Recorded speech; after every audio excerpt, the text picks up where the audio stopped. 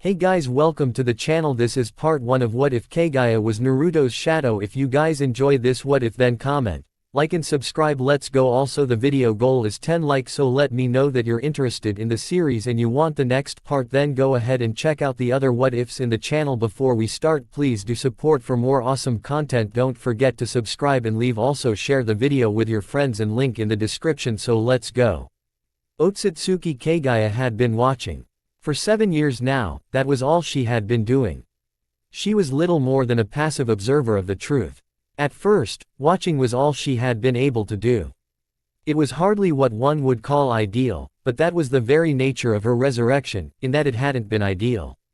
It was imperfect, incomplete. In the same way those disgusting humans that would taint her garden world were incomplete, so now was she. Kaguya loathed them, for they had stolen everything from her. Sealed her to the moon for over 1,000 years. Then they forgot about her. That was their first mistake. For she was not something that should be forgotten. It was careless of them. Foolish, even. To think she was some existence so little as to be tossed away from collective thought was the height of incompetence. She, which had once been known as the rabbit goddess and later an Oni, was forgotten. And she would make them pay for it. Because while they may have forgotten, she had not. Her will had not. It had gone by many names over the years. Preferring to think of itself as her son, it would be more accurate to have called it her shadow. It had worked tirelessly for her resurrection and it had finally succeeded, but only in a sense. The shadow knew that in order to restore her, numerous conditions had to be met. So it had secretly been gathering those things over time. Her true son, Hagoromo, had split up her chakra into 9 pieces. So her will collected most of those pieces. Not enough that anyone would notice, just mere slivers of them from the Jinchuriki hosts they inhabited. It had been enough. The reason why, is because alone those pieces of Biju chakra, her chakra, was only a single piece of the equation. Equally important were the eyes. Her son knew she needed those eyes and so had destroyed his own upon death. However, what he failed to foresee was the actions of his own children. For he also had 2 sons. One of them Indra, the other Asura. Those 2 would conflict with one another for centuries and over the course of many reincarnations. Until one day, one of those reincarnates got an idea. No, it wouldn't be right to say he got an idea. He had been fed an idea. By her very own shadow. Indra's reincarnation stole a piece of flesh from Asura's and by grafting it upon himself, he finally awakened those eyes. Even then, it wasn't enough. For him it was too late and he perished soon after having accomplished this task. For the shadow, it was the perfect opportunity. One they had been waiting over 1,000 years for. Taking the eyes, Rinnegan, it implanted them inside itself. Now all the pieces were nearly in place. It had 8 slivers of chakra from the Biju and the Rinnegan eyes cultivated by a reincarnation of Indra. The only thing left was to get the last piece, the Kyubi, strongest Biju of them all. Once it had the merged chakra of all 9 beasts, incomplete as that may be, it would then place the eyes once more in another host. Since the last one had been Indra, this time it would be Asura that they chose. As fate would have it, those 2 things coalesced. Asura's newest reincarnation became the Kyubi Jinchuriki on the night of his birth. Even so, her will couldn't be hasty. They had waited 1,000 years, it wouldn't hurt to wait 5 more. Which is exactly the amount of time that it waited. On the child's 5th birthday, her shadow made its move. Not in a way that anyone ever realized. For the resurrection to be complete, time would be necessary. So it had to give Asura's reincarnation, Uzumaki Naruto, these gifts in a way that no one would immediately recognize. In order to do this, it merged itself with Naruto's shadow. Her will, her own shadow became his. Along with all the things it had gathered. All these things mixed together and became one. Her will couldn't possibly maintain itself amongst such a vortex and so even that became mere nothing. And from that nothing she was reborn. A mere child. That was right, her form had taken the shadow of its host. So in appearance she may have been much like she had desired, long white hair, pale skin, even reclaiming her ceremonial robes. However, she was small. Inhabiting a 5-year-old had been their mistake, because his shadow only allowed them to take the shape of another 5-year-old. A miscalculation. It was no matter. She would leave, hide herself away in the forests until one day she reclaimed her full adult form. This imperfect resurrection left her without most of her power, so she would need time to recover that anyways. That was what she thought. Her second miscalculation had been assuming she could leave at all. Of course she couldn't, she realized only too late. She had no shadow. That meant there was no place for her under the light of the sun, nor even the moon which just reflected its light. She was trapped, bound to the shadow of Asura's incarnation. Even under such circumstances, she did not panic. There was no need for worry, after all. Even stuck in this shadow, her plans didn't have to change. In time she would achieve adult form and her power would return. That was what she believed, her third miscalculation. For she had placed her powers inside a former Jinchuriki. So when she replaced Kyuubi, she had done so in the most literal sense possible. That meant her power was to be held back, kept in check and for use by none other than Uzumaki Naruto himself. A mere boy of 5 years old. So for the next 7 years she could only watch. Watch as he aged, becoming a prepubescent man while she did not change. Her chakra returned, but only enough to fill the body of the 5-year-old light container she was now trapped in. In a sense, it was enough. Even in her weakened state, she was far more powerful than most adults, with perhaps few exceptions. Despite this, it wasn't enough to break free from the shadow. Watching might not have been her only option, but when she considered the alternatives, it was the only thing she desired.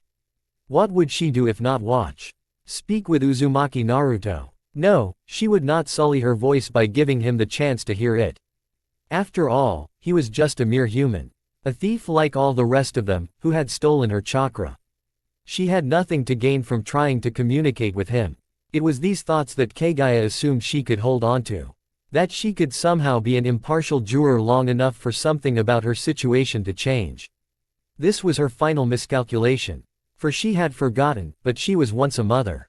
Even in this 5-year-old body, those instincts did not disappear. She thought she had destroyed them long ago, when she had resolved herself to fight her own children. However, being in Naruto's shadow changed that, and watching him reminded her of all those things she thought she had discarded. This was the humanity's second mistake. That they would dare place all their anger, cowardice, and malice on the shoulders of one small boy ignorant of sin. He was blamed for the actions of the demon fox, a once malevolent creature given shape by chakra and for a time sealed inside him. The arrogance of man was thinking that meant the two were one and the same. That arrogance led them to acting out all of their ugliest desires and wills. Uzumaki Naruto was scorned, cursed, beaten, neglected, and hated with the weight of a full village. No matter where he turned, there was no salvation that could possibly be found.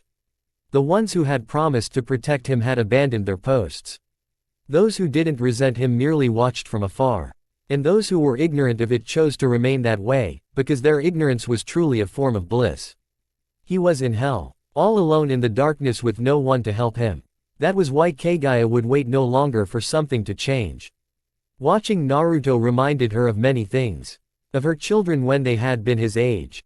Of herself when she had been scorned by the people of this new world she escaped to. Of her own desire to just be loved.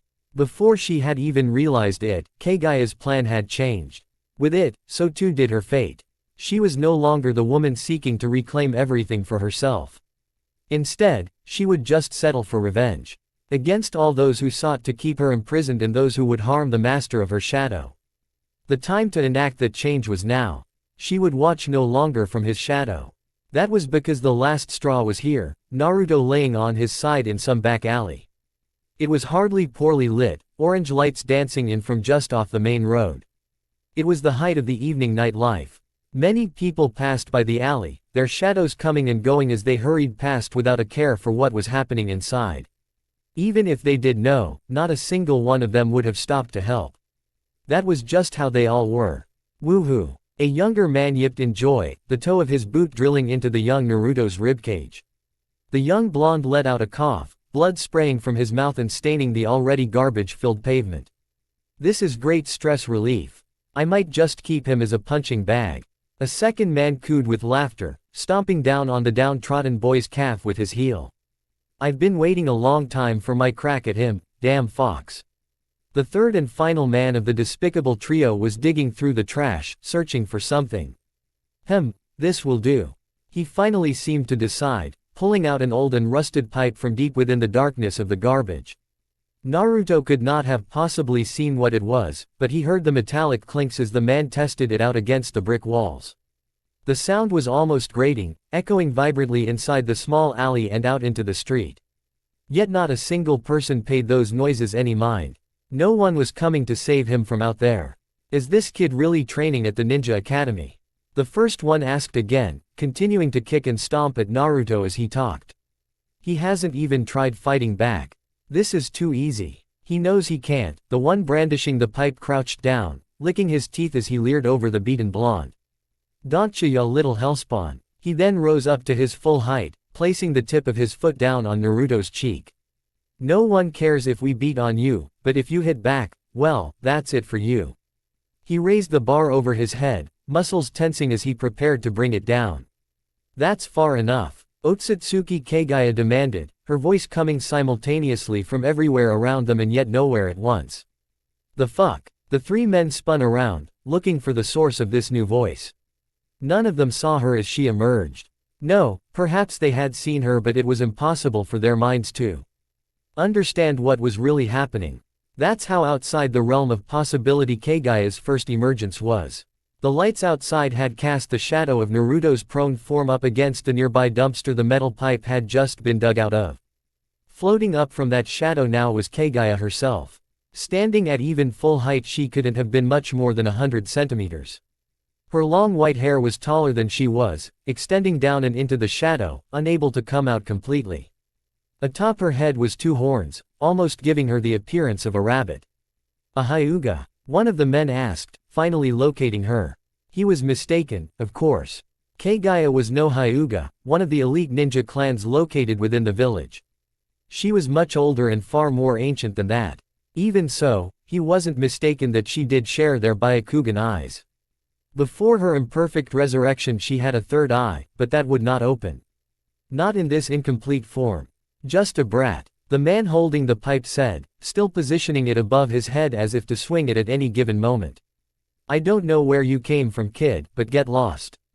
This doesn't involve you. Run. The raspy voice of Naruto chimed in. He could barely see her, the skin around one of his eyes swollen shut. The other blue orb was partially pressed against the dirty alley pavement, tears slowly leaking out. Even so, he called out to her in an attempt to protect her. To not get her involved in this fight. In a situation like this, he would care about others more than himself.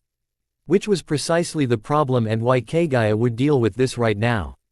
Thou concern is unneeded. Be silent while we eradicate these vermin. She spoke to Naruto and Naruto alone.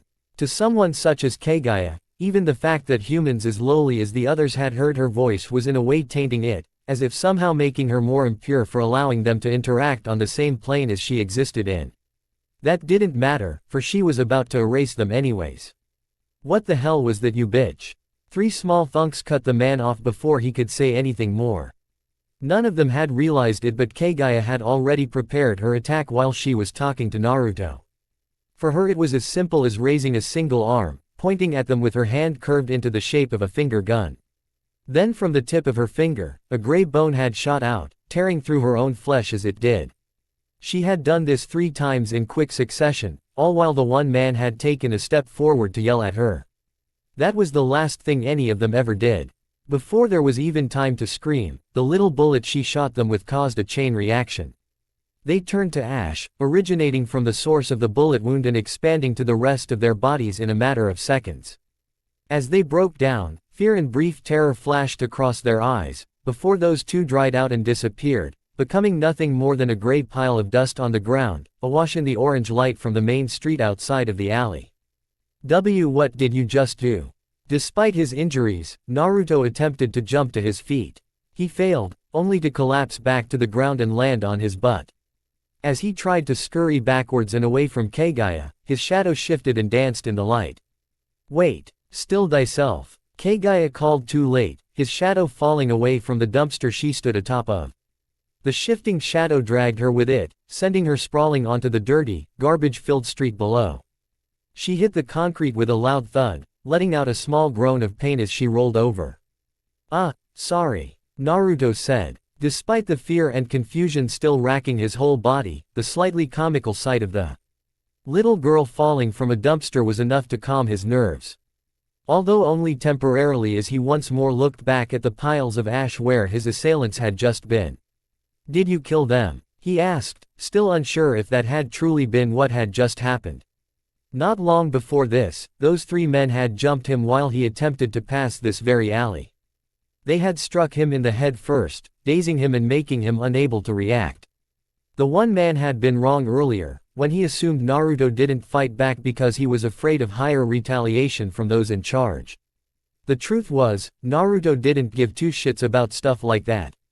His opponents had just been adults that blindsided him and made it impossible to get a firm grip on what was happening until it was too late.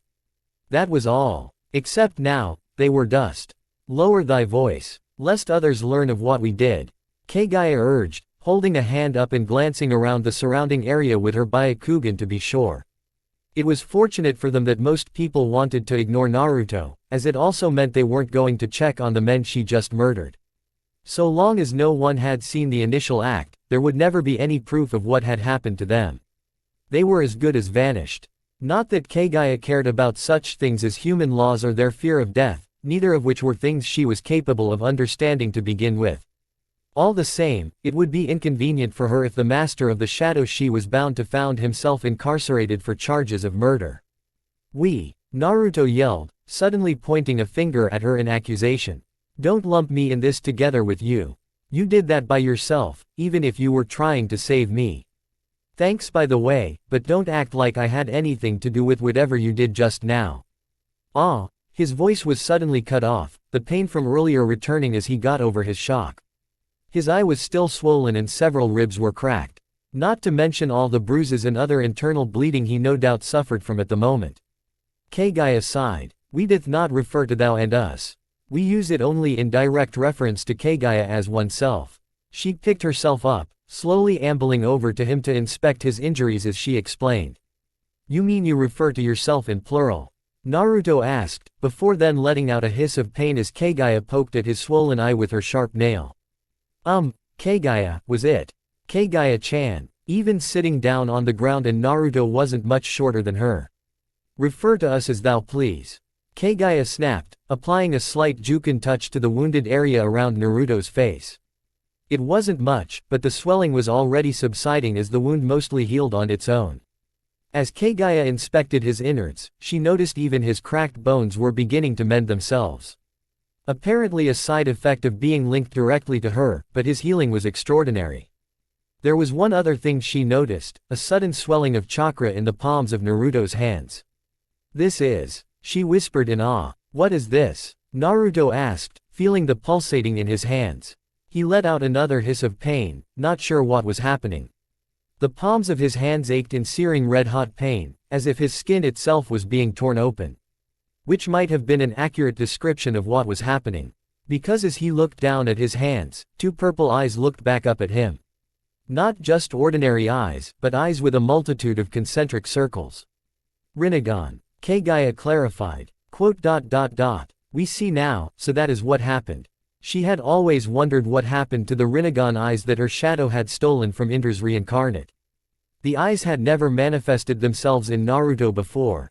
Now, despite the fact that they should have. It would appear the trauma from watching 3 men turn to ash in front of him had been the emotional trigger necessary to unlock them. As far as she could tell, it was an incomplete awakening. That was why they opened in his palms and not where they should have, in the sockets attached to his brain. Incomplete summed up about every part of this botched resurrection, however, so it was no wonder this didn't go as it should either. If anything, this was the more expected outcome. "I don't really get it, but is this gonna be okay?" Naruto slowly turned his hands over, inspecting the back to make sure nothing was there. He then slowly curled in his fingers into fists, the Rinnegan eyes shutting themselves automatically as he did. When he unfurled his fingers, the eyes opened back up. Weird. He was at least handling the sudden appearance of them better than Kaguya would have hoped. "Thou shall be fine," Kaguya assured him. She began to sink into the earth, merging once more with Naruto's shadow. For now, seeking nourishment would be wise. "Sustenance will help thou heal." In mere moments she was gone. Wait, where the hell did you go? Naruto leapt to his feet, this time successfully and without once more collapsing to a heap on the street. He spun around in circles, looking for Kaguya but failing to catch any sight of her. Even if he could stand, the sudden twirling motion didn't sit well with his injured head and he nearly topped back over. An arm coming from his shadow in the wall caught him, holding him upright and preventing that. We are here, exactly where we have always been. Inside thy shadow. Her voice felt like it was echoing around inside Naruto's head, not coming from any kind of outside source at all. Which was probably the most accurate way to view how she was currently communicating with him. I still don't get it, but it sounds like you're gonna be with me for a while then. Is that right, Kaguya-chan? He took a couple uneasy steps forward and the arm that had been helping him stand once more retreated back into his shadow. Yes, that would be an accurate assessment. Kaguya agreed. From inside his shadow she could see as Naruto took another look back, glancing down at the ashes that had once been people. Did thou regret their deaths? She asked, unable to curb her own curiosity. Such fears truly were an enigma to her and she couldn't help but wonder how Naruto could hold anything resembling affection towards those who had wished him harm. No. Naruto shook his head, surprising her by revealing the opposite instead was true. He looked down at one of the Rinnegan on the palm of his hand. It's weird, I always thought I would hate it, if someone that always cursed me died before I could make them change their mind. After you killed them though, I just felt relieved. Kind of like thank goodness, now I don't have to deal with their stupid cowardly bullshit anymore. Does that make me twisted? He asked, smiling sadly as he turned to his own shadow. We do not think so. Kaguya said simply. She had no idea what concepts a young human like Naruto might view as right and wrong. However, she did know one thing, if feeling remorse for the loss of those three was what modern humans considered to be proper, she would reshape their view starting from this moment. Naruto nodded in response. Slipping his hands in his pockets, he then walked out from the alley and left those three piles of ash behind. To him, they were gone now, both in the physical sense of the word and to him emotionally. He would offer their ashes no respect, nor would anyone else know they were ever there. Reduced to mere garbage to be swept up and thrown in the trash with everything in that dirty street. Just like that, the curtain peeled back as the first proper meeting between the two that would shape the entire ninja world unfolded. The cruel stage play had already begun. Yet no one had been there to witness it but the main actors themselves, Otsutsuki Kaguya and Uzumaki Naruto. Hey, Kaguya-chan. Uzumaki Naruto stopped walking, turning to look at his shadow. It was the same as it always was, but now that he looked at it a little more closely, he realized there was something just a little off. To the average observer, his shadow wasn't unusual. However, now that Naruto was aware of it, he couldn't help but notice the slight difference. His shadow, it was darker than the shadows of everyone else around him. As if two shadows stacked on top of each other. It still wasn't much of a difference, but it was noticeable enough to him now that he couldn't help but wonder how it had never come up before. Or perhaps it was because he was now different. He couldn't resist the urge to pull one of his hands from his pockets, unclenching his fist to look down at the purple eye that gazed back up at him. The Rinnegan. That was what the girl in his shadow had called it. Move it, brat. Before Naruto could ponder much more on the issue, he was violently knocked aside as one of the passers-by roughly shoved him with their full body weight. The 12-year-old blonde was sent stumbling, nearly collapsing once more onto the dirt path. He only caught himself at the last second, but it wasn't without consequence. His calves burned, head swimming in pain, and it felt like one of his ribs had cracked yet again. This was the unfortunate truth of his circumstance. Having only just been saved from the worst beating of his life, he had yet to fully recover. Yet despite the obvious injuries and unclean state of his clothes, no one offered to help him. Why would they? Everyone hated him, with few exceptions, for reasons he did not yet even comprehend. You can hear me, can't you? Kaguya-chan. Which was why he didn't worry about being seen talking to his own shadow in public. No one paid attention to him anyways, and even if they did, they would just assume the worst of him. Probably figured he had finally lost his mind or something. Yes, we can hear. What is it thou wants? Kaguya finally gave up at ignoring him, a single Byakugan eye popping out from the darkness of his shadow to look up at him.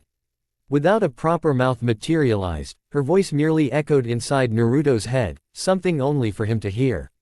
She truthfully didn't desire to speak to him at all. For her, it had been 7 long years that she existed inside of his shadow. Yet during those 7 years she had not spoken even once. It was as she had been afraid of, but now that Naruto knew of her presence, he desired to speak with her, regardless of time or place. Naruto shrugged at her question. Nothing in particular. Just making sure you're still there, I guess. Or perhaps it would be more accurate to say he was just confirming that her earlier appearance in the alley hadn't been some fever dream. We are always here, Kaguya answered, simple as that. As if it was just a common fact for someone to live in another's shadow. That's so? Naruto asked, apparently satisfied to know he wasn't alone. He turned around and once again started limping forward. His destination wasn't far, but it had taken him time to even make it this far on his bad leg. He just hoped she had been right earlier and that eating would help him recover faster. Not like there was much point in going to the hospital, where they were likely to turn him away. Which was why he went to one of the only places he knew that wouldn't throw him out. Naruto-kun, the slightly older girl known as Ayame called in. Shocked as the young blonde pushed back the flaps to enter his all-time favorite ramen stall. Are you okay? She asked, walking around from the back to better get a look at the state Naruto was in. I'm fine, Nei-chan. Naruto grinned at her, attempting to downplay the severity of his injuries to little success. There was no bluffing his way through this one. Just a little fight, which I totally won by the way. You should see what they look like right now. In a way, those words weren't a complete lie. Geez, Ayame huffed, bending down as she examined the still slightly puffed skin around his left eye. Well, it doesn't look too bad. She relented, although she wouldn't be able to say that if she had seen it not 10 minutes before this. Your clothes on the other hand, in the light of the shop, the true state of Naruto's orange jacket and pants was much more apparent than they had been under the pale moonlight. Exactly as Ayame noted, they were disgusting, covered in pieces of trash, dirt, blood, and possibly ash of the killed men. I guess this is pretty bad. Even Naruto couldn't deny it now that he got another look. Not seeing much choice, he unzipped the jacket and discarded it onto the floor next to a seat for the moment. Beneath the jacket was a black shirt, the symbol of Uzushiogakure marking the front and rear. Ayame, the master of the ramen stall, called for his daughter. See if we still got those shorts upstairs. They're probably a little big, but at least they'll be clean.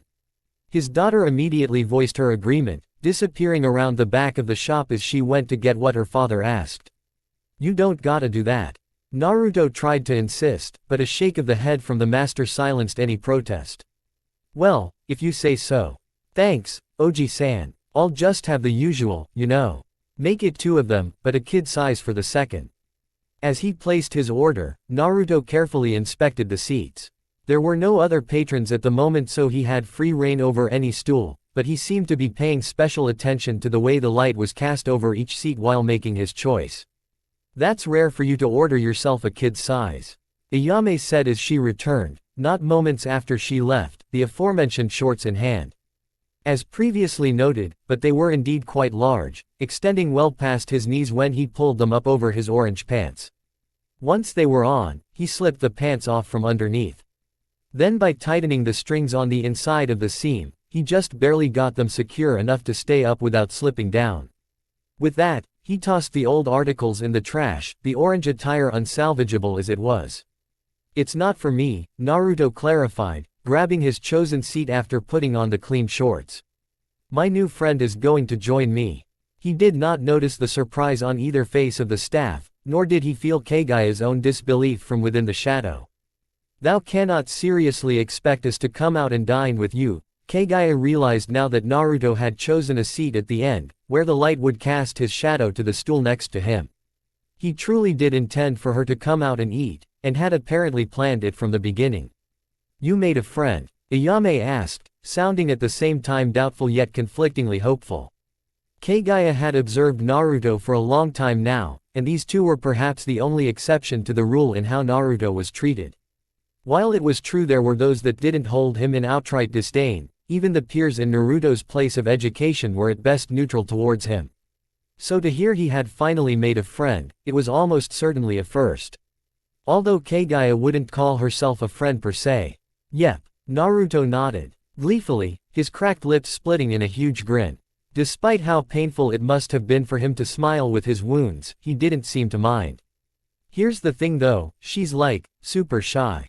Naruto emphasized the last couple words for effect. So it would really save me if you two would just kinda turn around and prepare the ramen while I wave her in, you know. They did as asked, although the ramen master's daughter still didn't appear totally convinced. As they went about their work, Naruto winked exaggeratedly down at his shadow, patting on the stool next to him as if to tell her exactly where to come out. Kaguya considered just ignoring him. She really did. It wouldn't have been hard for her to do it either. She had technically been doing it for 7 years already, after all. So this didn't have to be any different than all those times. Yet in the end she couldn't do that. She had already made her choice.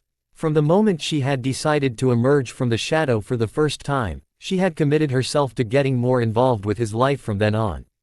Of course, she didn't expect that to develop in such a way as this, least of all not so quickly. That just went to show how much she had underestimated Uzumaki Naruto and the kind of person he was. She would admit, however, she didn't hate this part of him. Kaguya emerged from his shadow, already sitting down on the tall stool. At her current height, she doubted her ability to have been able to climb up here otherwise without the power of levitation which she was currently incapable of. Naruto smiled, legs swinging back and forth in unrestrained joy, no doubt taking some small pride in his victory at coaxing her out. This was also the first time he got to look at her under proper light, inspecting her from top to bottom as if studying an alien species.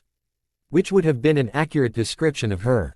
Oh my! Ayame gave out an exclamation of surprise, turning around to see Kaguya there. Although Kaguya would admit she wasn't sure which was more shocking, the way she entered without making any sound or her seemingly alien-like appearance. Father, look, Naruto actually brought in a friend. Then again, maybe it was neither of those things. How rude. I told you, didn't I? Naruto crossed his arms and huffed, but it was clear there wasn't any actual fire to his pout. It was all just for show. Yeah. Ayame knew this too, waving him off and instead focusing solely on their newest customer. So what's your name, little girl?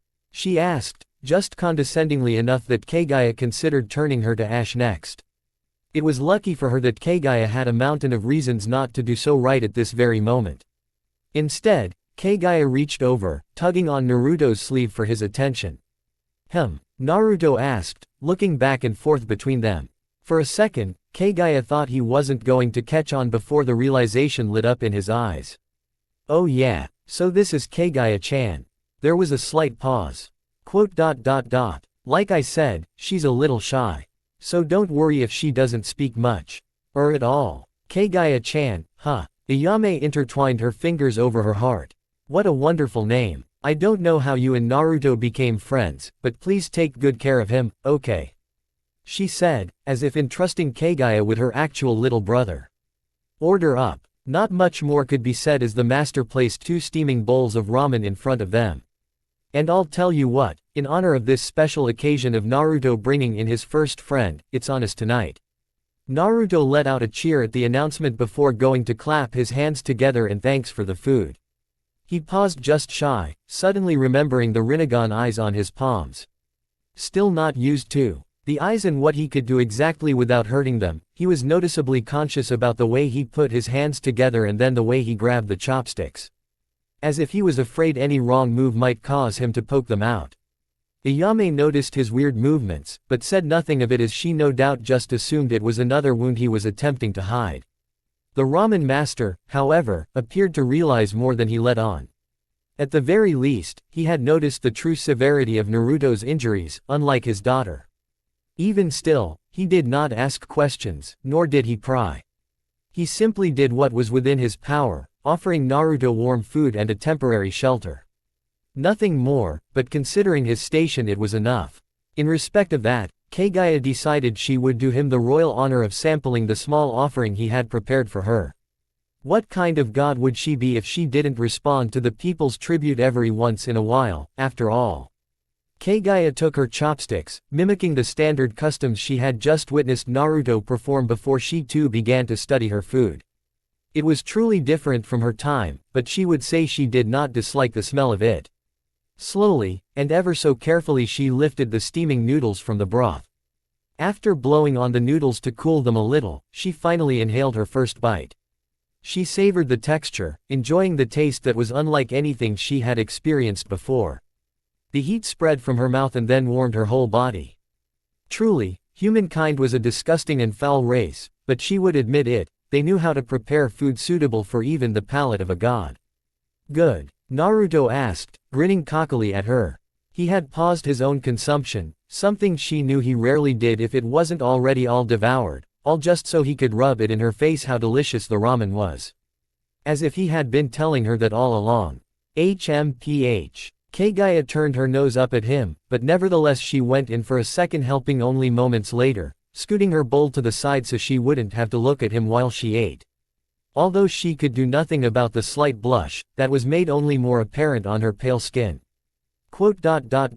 Adorable. Ayame could contain it no longer, practically dancing around the entire back of the kitchen. It looked like at any moment she might fly over the top of the counter to tackle Kaguya in a hug. Where did you find such a cute little girl, Naruto? Again, Kaguya considered turning her to ash.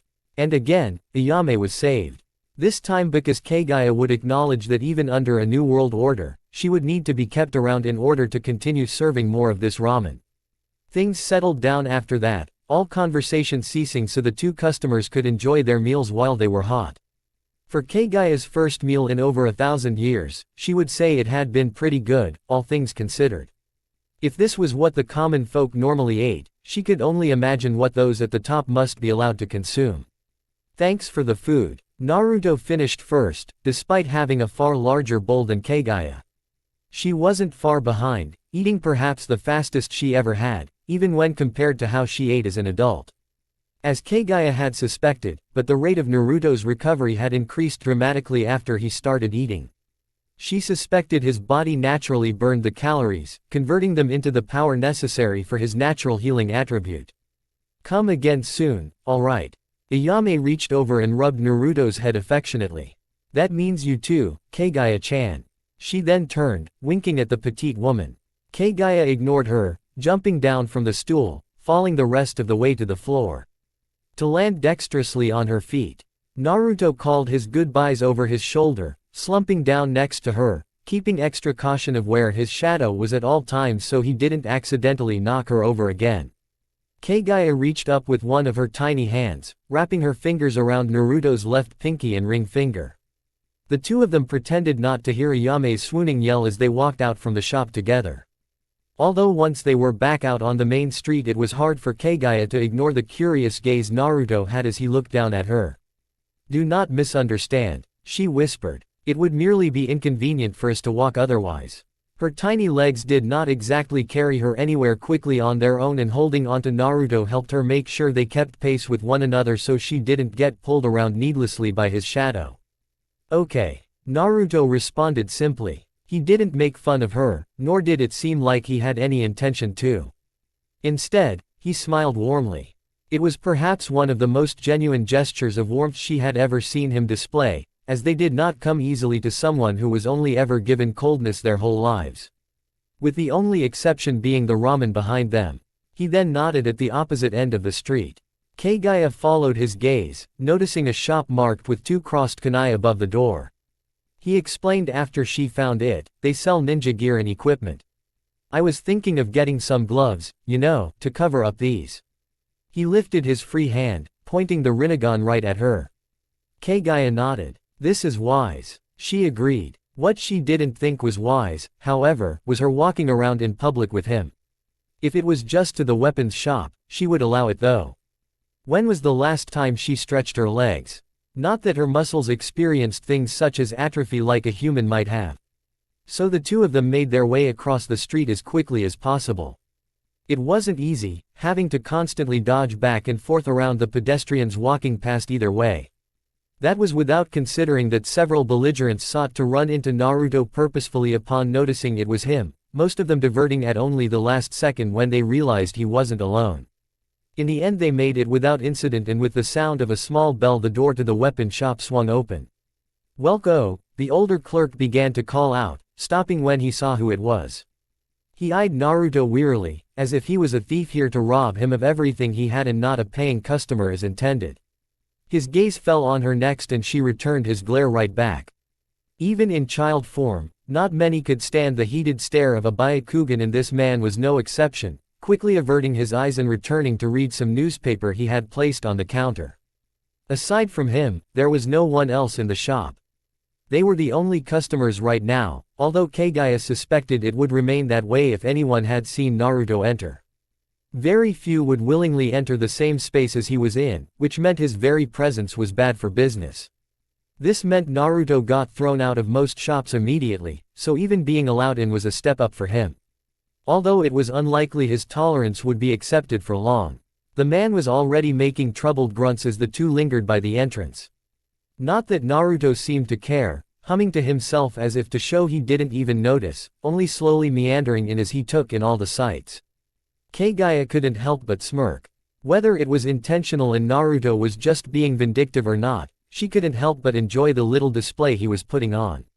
Regardless, she would feel more relaxed if she could take care of what they came here for. Naruto didn't realize it, but he was playing a dangerous game by not concealing her or the Rinnegan. This was her fault, as she had not yet stressed the importance of such things to him yet. No doubt there was a long conversation awaiting them tonight, when they were away from any prying eyes. Before making his way to the gloves, Naruto stopped in front of a glass case filled with a myriad of swords. So cool, Naruto admired them, looking in particular at a giant blade larger than he was tall. Such foolishness, Kaguya sneered, snapping him from his delusions. The minerals used to smelt that sword are of the lowest quality.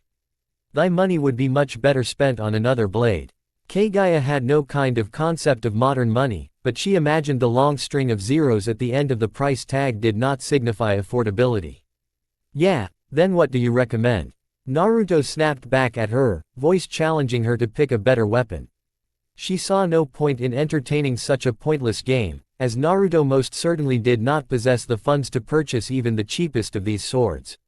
Still, she would not have the value of her eye questioned and so scanned over the assortment in the display case before her. Finally, she found it. This one, she said, pointing at a tanto, a short sword no bigger than Naruto's forearm, made of steel so pure it almost looked white. The hilt guard was the red spiral pattern of Uzushiogakure, and most impressive was the handle of the blade itself. The black leather concealed beneath it a complex array of seals designed to more easily channel chakra directly into the blade. Naruto wrinkled his nose in dissatisfaction. Couldn't you have picked something more romantic? I would just get made fun of for swinging one of these around. It's barely bigger than a kunai. His hyperbole was not lost on Kaguya. The blade was easily twice the length of one of the daggers Naruto was now referring to. Of course, it was all about relativity, and anything would seem short when compared to the impractical monstrosity Naruto wanted. If you're just gonna badmouth my swords, get lost you damn brats. The old clerk must have heard them, shouting over the top of his newspaper without even looking in their direction. He had not even seen which sword Kaguya was pointing to. As she realized this, a sinister idea began to form in the back of her mind. She had not attempted something like it before, but she saw no reason why it shouldn't work. Especially if it was this sword. Alright already, geez. Naruto didn't even notice the evil grin that spread across Kaguya's face. Instead he began to pull her along, his shadow falling over the sword they had just been looking at as they passed it by. It was at that moment Kaguya tested her theory, unbeknownst to anyone else. The two of them made it over to the gloves, which were located in the back of the store and out of sight from the clerk and his desk. 2,000 ryo for some gloves, so damn pricey, Naruto groaned despondently as he looked across the selection. We do not understand. Kaguya tilted her head. Unlike with swords, she did not see any measurable difference between one pair of gloves and the next. Are such things not considered a standard commodity? Should they not be provided for their warriors? When she had ruled, her military would not have to pay for things like this themselves. An army would not have functioned back then if they had been required to. Not exactly sure what you're talking about, but, Naruto rubbed the back of his head, still not entirely grasping the complexity of Kaguya's language. They don't just give these things away. And I don't make much of an allowance. Not until I graduate from the academy in about a month, at least. Humanity has grown complex since we've been sealed, it would appear. Kaguya rubbed her chin, still trying to clear her head of all her old assumptions. She had mistakenly believed that humanity was incapable of evolution, but it would seem they had developed all kinds of systems she had seen no need to understand until now. Of course, once she ruled again she could undo many of them. However, until then she was going to need to learn to play their silly games. What in the fuck? There was a sudden loud commotion that interrupted their conversation, the store clerk storming over towards them with loud footfalls. Naruto's entire body bristled as if a wild animal, pupils dilating as the old man rounded the corner and stalked up to them. "Where is it, you damn thief?" he shouted, pointing a finger accusingly at the young blonde. "I don't know what you're talking about." Naruto deadpanned, and it was the truth. Of course, just because it was the truth didn't mean he was going to be given the benefit of the doubt. Innocence meant nothing when the people had already decided you were guilty of a different crime. The sword. You stole the sword. A vein so large it looked like it might burst popped up atop the old man's head, his face a sweltering shade of red that was almost comical.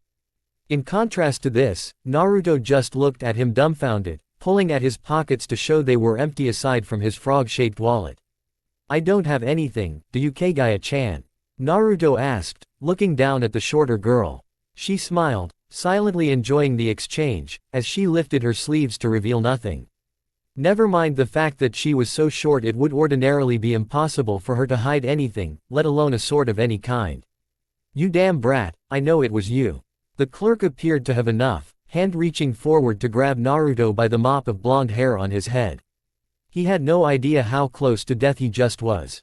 The smile on Kaguya's face disappeared immediately. Her arm was still lowered, but she had already curved her hand into the shape of a finger gun, index finger extended and thumb pointing up. Just as a small gray bone started to poke past her flesh, was the man saved from himself. "That's far enough." The hand of a fourth person reached out from between them, grabbing the store owner by the wrist. One moment there had been no one there, the next he was. He was a tall man with gravity-defying white hair. Aside from that, there wasn't much more information to be said about this new presence. He wore standard Konohagakure no Sato ninja attire and his face was almost impossible to see, the lower half covered with a mask and his left eye hidden by a slanted Hitai-8. Despite his seemingly harmless appearance, however, he put Kaguya immediately on edge. She hadn't even sensed him come in the store, let alone see him move just now when he appeared before them.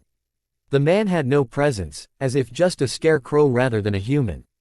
No, to say he had no presence wasn't entirely correct. There was a pressure there, one concealed in his hidden left eye. Kaguya had no idea what it was, but she didn't like it. Being seen at all by one of Konohagakure's military was bad for her.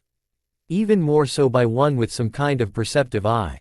It was too late for such regrets now. So the only thing she could do was keep her jutsu ready. If she decided he posed a threat, she would just eliminate the both of them. No matter how skilled this man may be, no one could survive being hit by her jutsu. A ninja. The clerk couldn't decide between being shocked by the sudden appearance, remaining angry as before, or being relieved at the presence of an authority figure, so his words came out as some odd combination of all three. However, it quickly became apparent that he thought of this as beneficial to himself. Just in time, he growled, shaking his hand free to once again thrust an accusatory finger at Naruto. "This brat stole one of my swords." The masked man blinked slowly, lazily even as he stared at the red-faced store clerk with something akin to pure nihilism. He then slowly turned his head, looking down at Naruto who simply folded his arms in defiance and glared back, as if daring him to do something. Finally, after several agonizing moments did the man speak again. "Well, Naruto." He called the blonde by name, along with some sense of familiarity even. "Is that true?" he asked. "I already said it isn't." Naruto stomped his foot, growing tired of going through this song and dance every time. Just because something bad happened when he was around didn't make him the problem. With that, the masked man shrugged. "Well, seeing as how you don't seem to be holding any swords, I figured that had to be the case." He reasoned logically. "You're going to take his side." Of course, this sense of logic didn't extend to the shop owner, spit flying from his mouth as he yelled now. Now, let's calm down. I'm not taking any sides here. The masked man said, holding up his hands to protect himself from the suddenly flying spittle. I'm just saying, isn't it possible you misplaced it? The very suggestion that the shop owner himself could somehow be the one at fault was the final straw for the old man. I want all three of ya outta here. He bellowed at the top of his lungs, loud enough to rattle the windows. For the masked man and Kaguya, that was only all too agreeable. However, Naruto still hadn't accomplished what he had come here to do in the first place. At least sell me these gloves first. Naruto ripped the first pair he could off the wall, holding them up. It's the least you can do after accusing me of shit I didn't even do. 4,000 ryo, hand it over right here in exact change. The man didn't even miss a beat, holding out the palm of his hand as if expecting Naruto to dump the contents of his wallet right there. Kaguya was almost surprised that he would accept any kind of transaction at all. Almost. That's double the price, you cheapskate. Naruto pointed at the price tag, indicating that they were marked at only 2,000. There's 2 gloves, aren't there? The man asked, as if Naruto was the stupid one for not understanding such a simple concept. Kaguya was ashamed to admit, but the logic didn't seem that insane to her. In any other situation, she might have believed that was the natural conclusion anyone would draw. This only reinforced to herself how dangerously naive she had become of the present times. I think that's enough here. Come on, Naruto. It wasn't until the masked man also seemed disgusted by the store owner's logic that Kaguya even realized the truth. A hand rested on Naruto's shoulder and started to guide him out, so Kaguya quickly took Naruto's fingers in her tiny hand again so as not to be separated from him. As all three of them exited quietly, Naruto looked up at the stranger, eyes asking for him why this newcomer had helped him just now. When anyone else would have just let it go, or worse have sided against him. His voice, however, asked a different question, who are you? Well, you can just call me Kakashi. The man said, seemingly having deliberated about even giving him that much information. It was hard to tell if that was even his real name, and it most definitely didn't explain his relationship to Naruto. Anyways, here, Kakashi, as he called himself, wasn't done helping them yet. He pulled off his gloves, standard shinobi issue going by their appearance, but they were certainly more expensive than the ones Naruto had been looking to buy just now. Naruto looked down at the gloves suspiciously as they were thrust towards him, nose wrinkling as if he smelled something foul. You're just going to give them to me? He asked. His suspicion wasn't unwarranted. Not only was this man helping him, but now offering his gloves free of charge. The man looked up at the moonlit sky as he considered how best to answer. Think of it as an apology. He finally said, although what he was apologizing for was a mystery. It had been him that helped them out. Even though he had no reason for the kindness that they knew of. Well, if you say so. Naruto hesitantly reached forward, taking the gloves without any kind of resistance. He had half expected the man to snatch them away just before he could and yell out it had been a prank. Even as Naruto slipped them on, he still didn't rule out the possibility the man would turn on them, accuse Naruto of stealing the gloves like he had just been accused of stealing the sword. Instead, the man bent down as he turned his attention now to Kaguya. And what about you, Ojo-chan? How do you know Naruto? He did not ask her for her name, but she would not have given it to him anyways. However, asking her relationship to Naruto was in a way a good opportunity for her. She had been waiting to make the status of their relationship clear until now. He is Aruji, she proclaimed clearly and proudly, placing her hands on her hips as she did so. Despite claiming him as her lord and master just now, it was actually more accurate to say he was the master of the shadow she inhabited. So he was not her own master by direct connection, but it was otherwise the simplest way to term their relationship to one another. There was a pregnant pause, neither Naruto nor Kakashi knowing how to react right away. What Kaguya did not expect, however, was the man to start chuckling, one eye closing in a smile as he reached forward and rubbed her head. Is that so? Good for him, he said, before then standing back to his full height and nodding once more at them. Be seeing you around, maybe. Try to stay out of trouble until then, if you can. With that, he turned around and started to walk away. "Ah, thanks," Naruto called after him before it was too late, not even sure his voice reached the fading back of the mysterious man. An over-the-shoulder wave signaled it had, and a moment later he disappeared into the crowd. "So what now?" Naruto asked, inspecting the new gloves that covered his hands. With his Rinnegan finally hidden, they had one less thing to worry about. "We shall go out into the forest," Kaguya said, pulling at Naruto's hand to get him to move. "Thou require some instruction, and we imagine thou also have questions." For now, she just wanted to get him away from the crowds. There were too many potential problems out in public. Finally some answers. Naruto nodded, allowing himself to be guided along by Kaguya the first couple steps before taking the lead. It would be up to him to take them to a remote spot where they couldn't be bothered. He knew of a couple places, naturally. Someone as hated as he was needed a place to escape to once in a while. After that blow up in the shop too, he felt the need to get away too.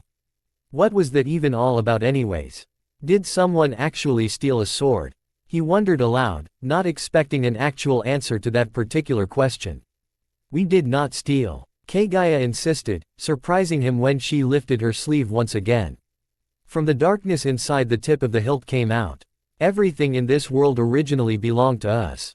So this sword is our right," she explained simply, completely missing his look of shock. How? When? Naruto wanted to be angry at her. That whole mess could have been avoided if she had done nothing and just left the sword alone. When he thought about that store clerk though and how he tried to charge him double for the gloves, he couldn't bring himself to think that Kaguya had done anything wrong. In fact, they deserved that sword. For all the things he had been cheated out of in his life, it was about damn time he finally took something back. "We told thou, this is a fine blade," Kaguya stated as if that answered his question. "It channels one's chakra affinity and ours is yin itself. Pulling it into thy shadow was hardly any effort. It would be more accurate to say the blade fell in of its own accord." She finished her explanation, but Naruto still didn't really understand. He decided to leave it for now, as he could always ask her later to explain it with everything else. "I think," Naruto started to say, squeezing Kaguya's hand a little more tightly as they walked. "I'm really glad that you finally came out of my shadow." He had always felt like there was something there, but had also always assumed it was his imagination. Just some dark fantasy. Then when she had finally come out, he had been terrified. Mortified as she murdered 3 people in front of him. Not because she had murdered them, but because of how effortlessly she had done it. It was that same effortlessness with which she took something that didn't belong to her, yet was able to claim with confidence afterwards that it had always been hers. To have such confidence to go against everything he thought was normal up until now, it invigorated him. Filled him with the will to also want to change and somehow become like that. She may have called him her master, but he now felt it should be the other way around. These kinds of sentiments were a first for Kaguya, but she could not say she disliked it. To have someone voice happiness at the thought of being with her wasn't a bad feeling at all. "Yes, we are somewhat happy too," Kaguya responded by squeezing Naruto's hand back, feeling the warmth of his hand in hers. Human warmth, which she hadn't felt in over 1,000 years. It was a full moon tonight. Kaguya hated the moon, how could she not? For her, it had been nothing more than a millennium-long prison.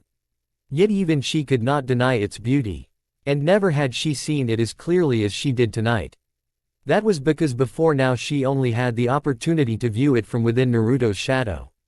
Even as he slept, rolling over in his bed, she did not leave his shadow for even a moment. Just merely gazing up at the moon those nights from within it. As if looking at her former prison from within her new one. Naruto had realized this earlier, but his shadow was a little special. Not just because she resided in it, but because her will had merged its shadow with his. This meant even in the darkest of nights, he would still have a shadow. Let alone a night like tonight with a full moon. Now she walked beside Naruto, hand in hand, as they slowly made their way deeper and deeper into one of the numerous forests from which Konohagakure had received its name. The light of the moon was a blessing, casting a wider shadow so she could move somewhat more freely. Not that she took advantage of this, preferring to cling as closely to Naruto as physically possible for the moment. The two of them came into a wide clearing with several large boulders scattered about. It would appear it was a proper training ground of some sorts, the rocks covered in numerous scars no doubt caused from ninja blades.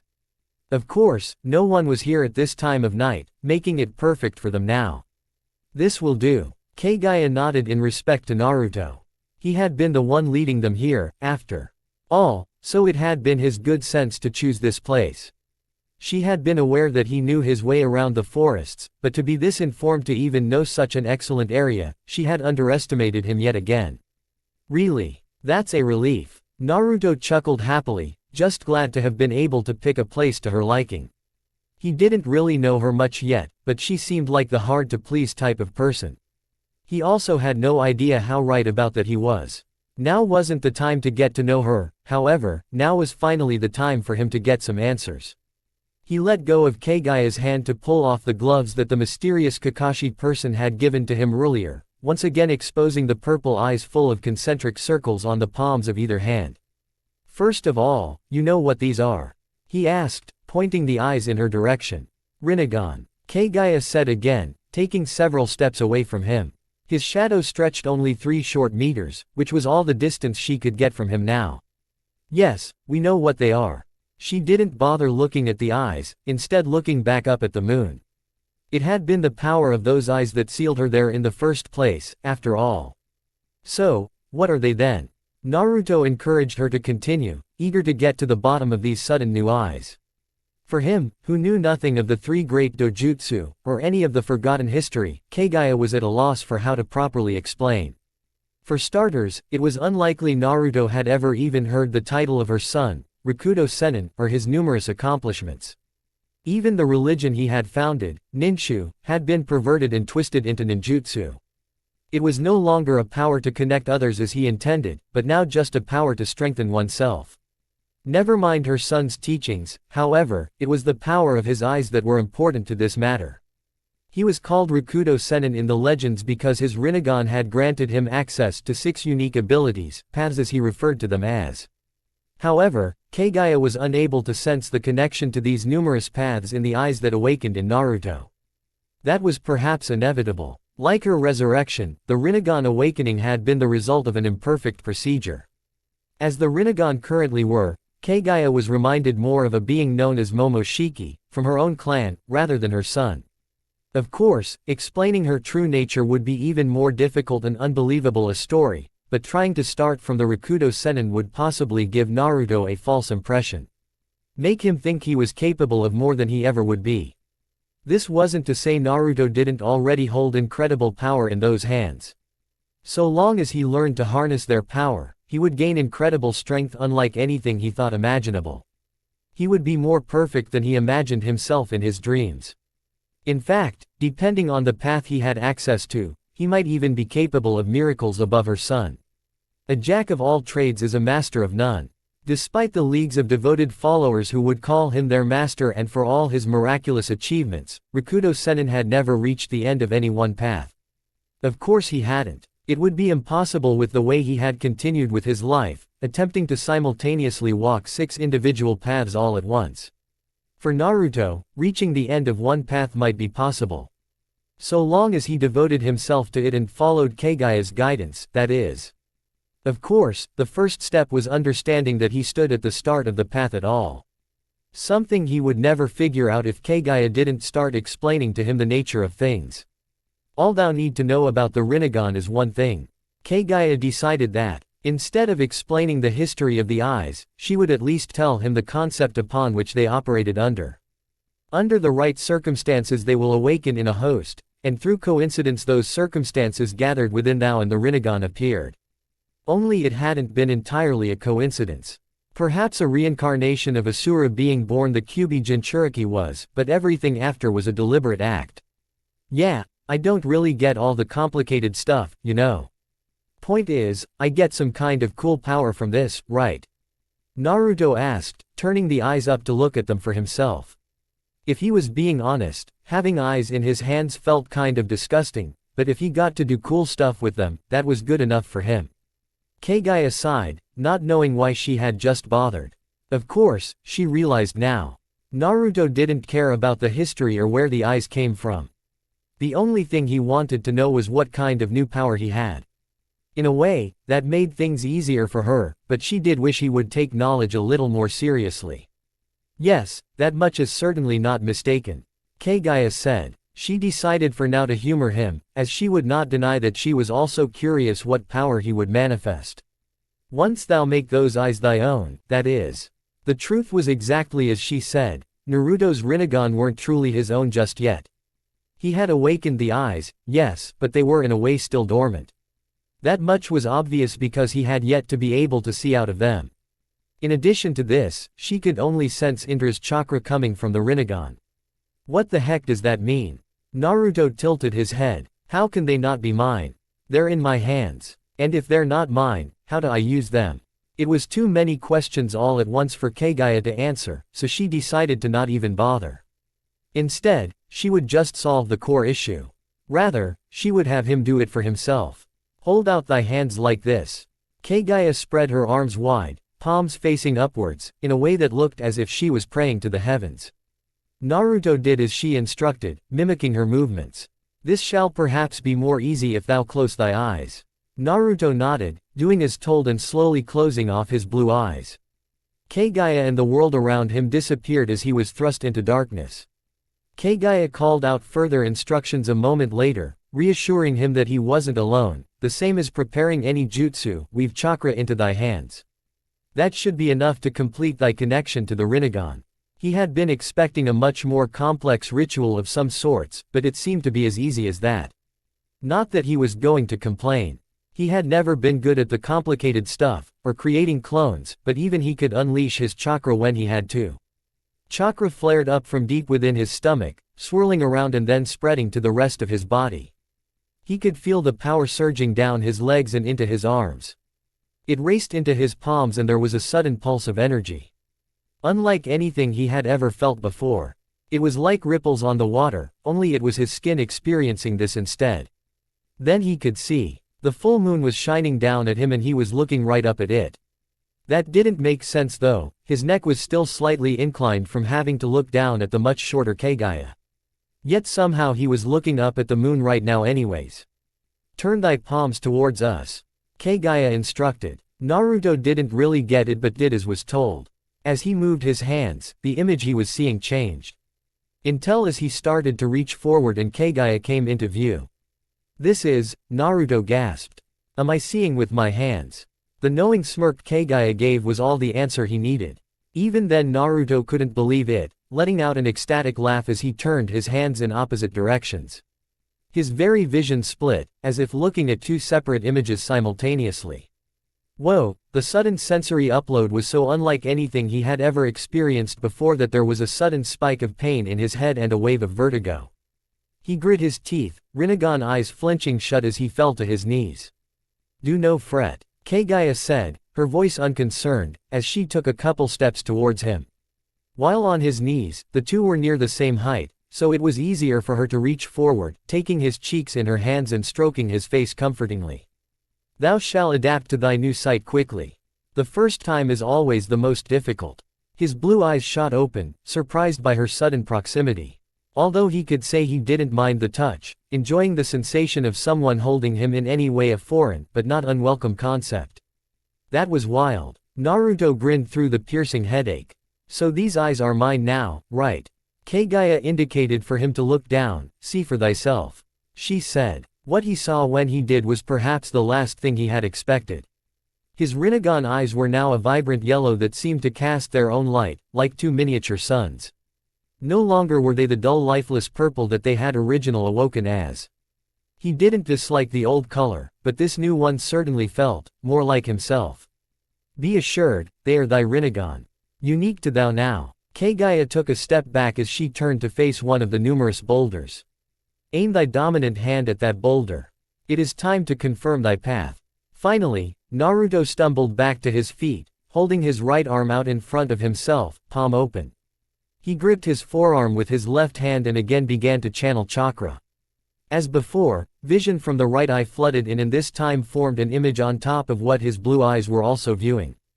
It was still an unusual and kind of a nauseating sensation, but it didn't cause a sense of imbalance or pain like before. What now? He wondered aloud, as just pointing the eye somewhere didn't seem to be doing anything. The same as when thou perform any jutsu. Kaguya said. This time, instead of simply weaving chakra in preparation for the jutsu, unleash the chakra and the jutsu should activate automatically. Like this. Naruto had no idea what he was expecting, but he did as instructed and pumped chakra once more into his right palm before discharging it all at once. At first, it seemed like nothing was going to happen, but then they both felt the change. As if gravity was suddenly pressing in on them from the side. The boulder Naruto was pointing his palm at was ripped from the ground, being dragged forward by some invisible force and came flying at them with the speed of a thrown kunai.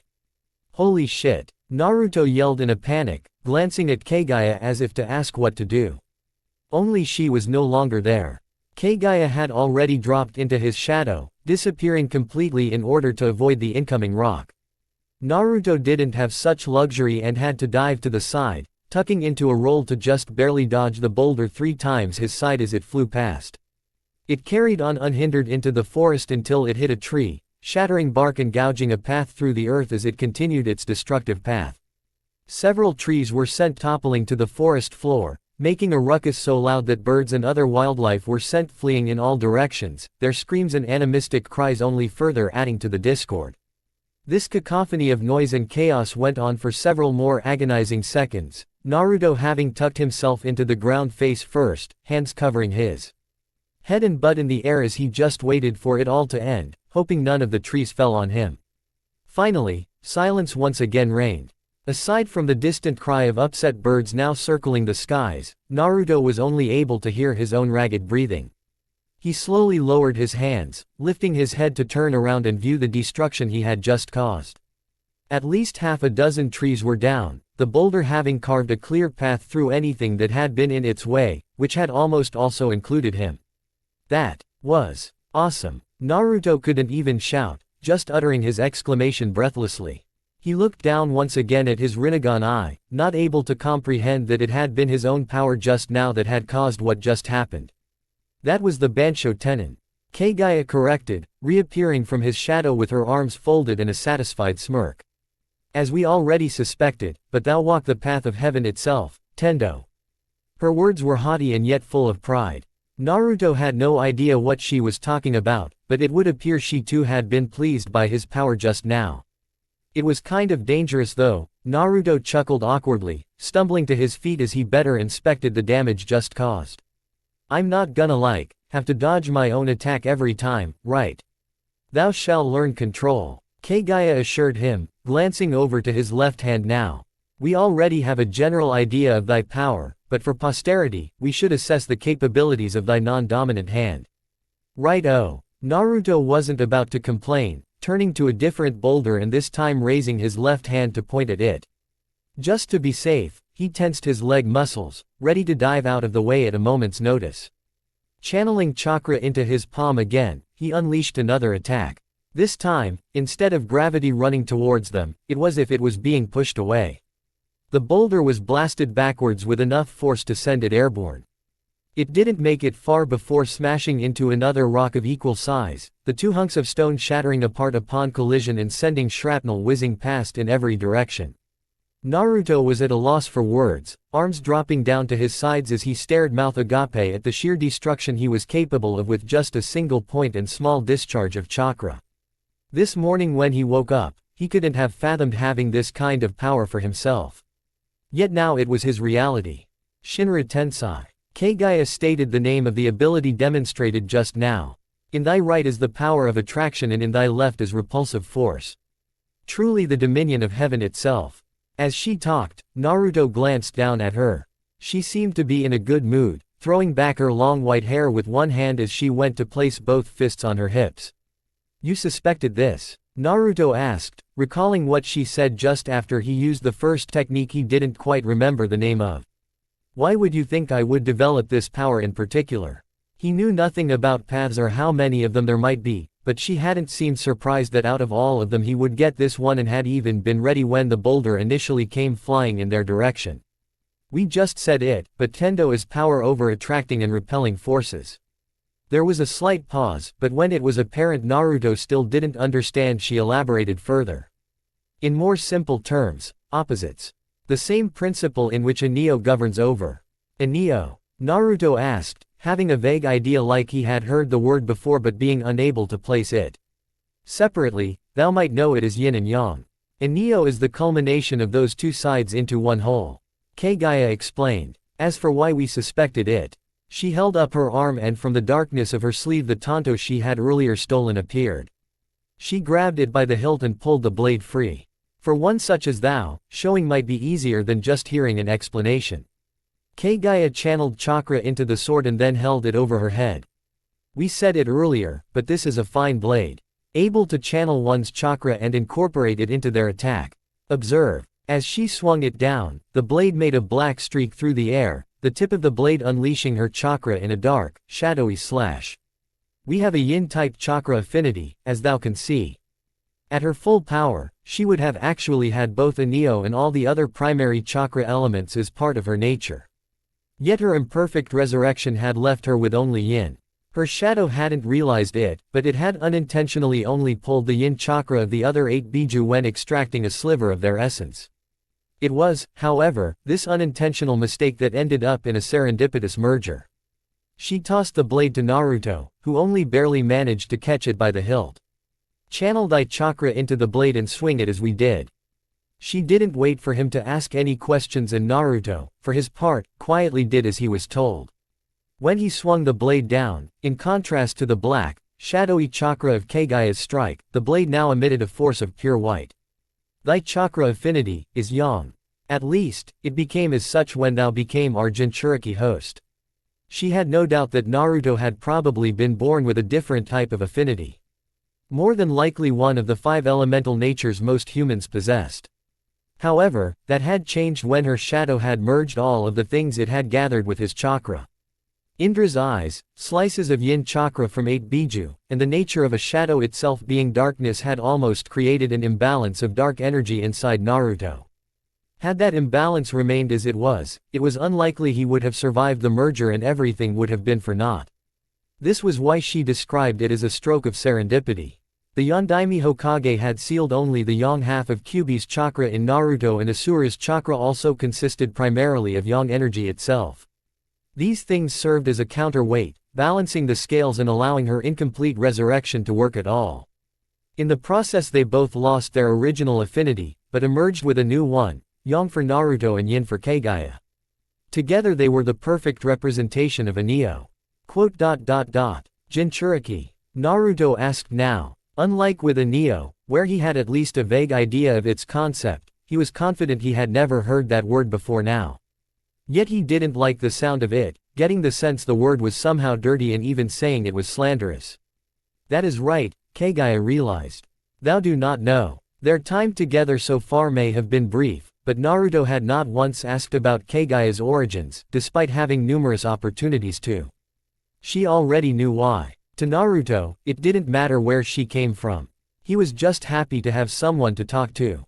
Someone that would be by his side. No, that was forced into being by his side. Even if Kaguya had come out to tell him she hated him, Naruto would have tried to befriend her. Because he would have known she could not go anywhere. They were stuck together and to Naruto, that made her the closest connection he ever had. What don't I know? Naruto pressed, concern and fear filling his voice and causing it to crack. While he may have been content not knowing Kaguya's origins before, he couldn't ignore it any longer. That was because he had unknowingly received some kind of title. The title of a Jinchuriki. Naruto may not have had any proof, but he knew it deep in his gut. That word was the reason for his misery up until now. For all the hate he had endured up until now. So he had to know what it meant, no matter how much that might hurt him. We suppose it can't be helped. Kaguya sighed. We shall tell you. If she was being honest, she did not want to divulge this information to him. Partially because it was mostly irrelevant now. No, it was wrong to say it was irrelevant. It was just that the circumstances of Naruto's condition had changed. However, because no one else actually knew about this change in circumstance, it was as if nothing had ever really changed at all. The truth became a lie, but no one knew that. So in the end, wasn't the reality in some way that it was still the truth? On the day of thy birth, thou became the Jinchuriki host of the Kyuubi no Yoko. There was a moment's pause following her revelation where she wondered if he would understand what that meant. What she didn't expect were the sudden tears that rolled down Naruto's cheeks. Unlike normal tears, these ones were cold and silent. He was probably not even aware of them himself. "So like," he asked, voice hoarse and dry. "I am the demon fox that attacked the village. That's why everyone hates me. That's why they're always so mean to me and won't let me play with the other kids." He collapsed to his knees, the sword he had been holding falling from his grip and clattering to the ground at his feet. "No, that is not right." Kaguya walked up to him, taking his head in her arms and pulling him up against her shoulder, burying his face in her long white hair. She was reminded of how she used to comfort her own sons when they had hurt themselves. Only this wound was far more deep than anything they had ever experienced. "Thou were merely its jailer. Of course, humanity is too ignorant to separate the two, so perhaps to them it is as thou say."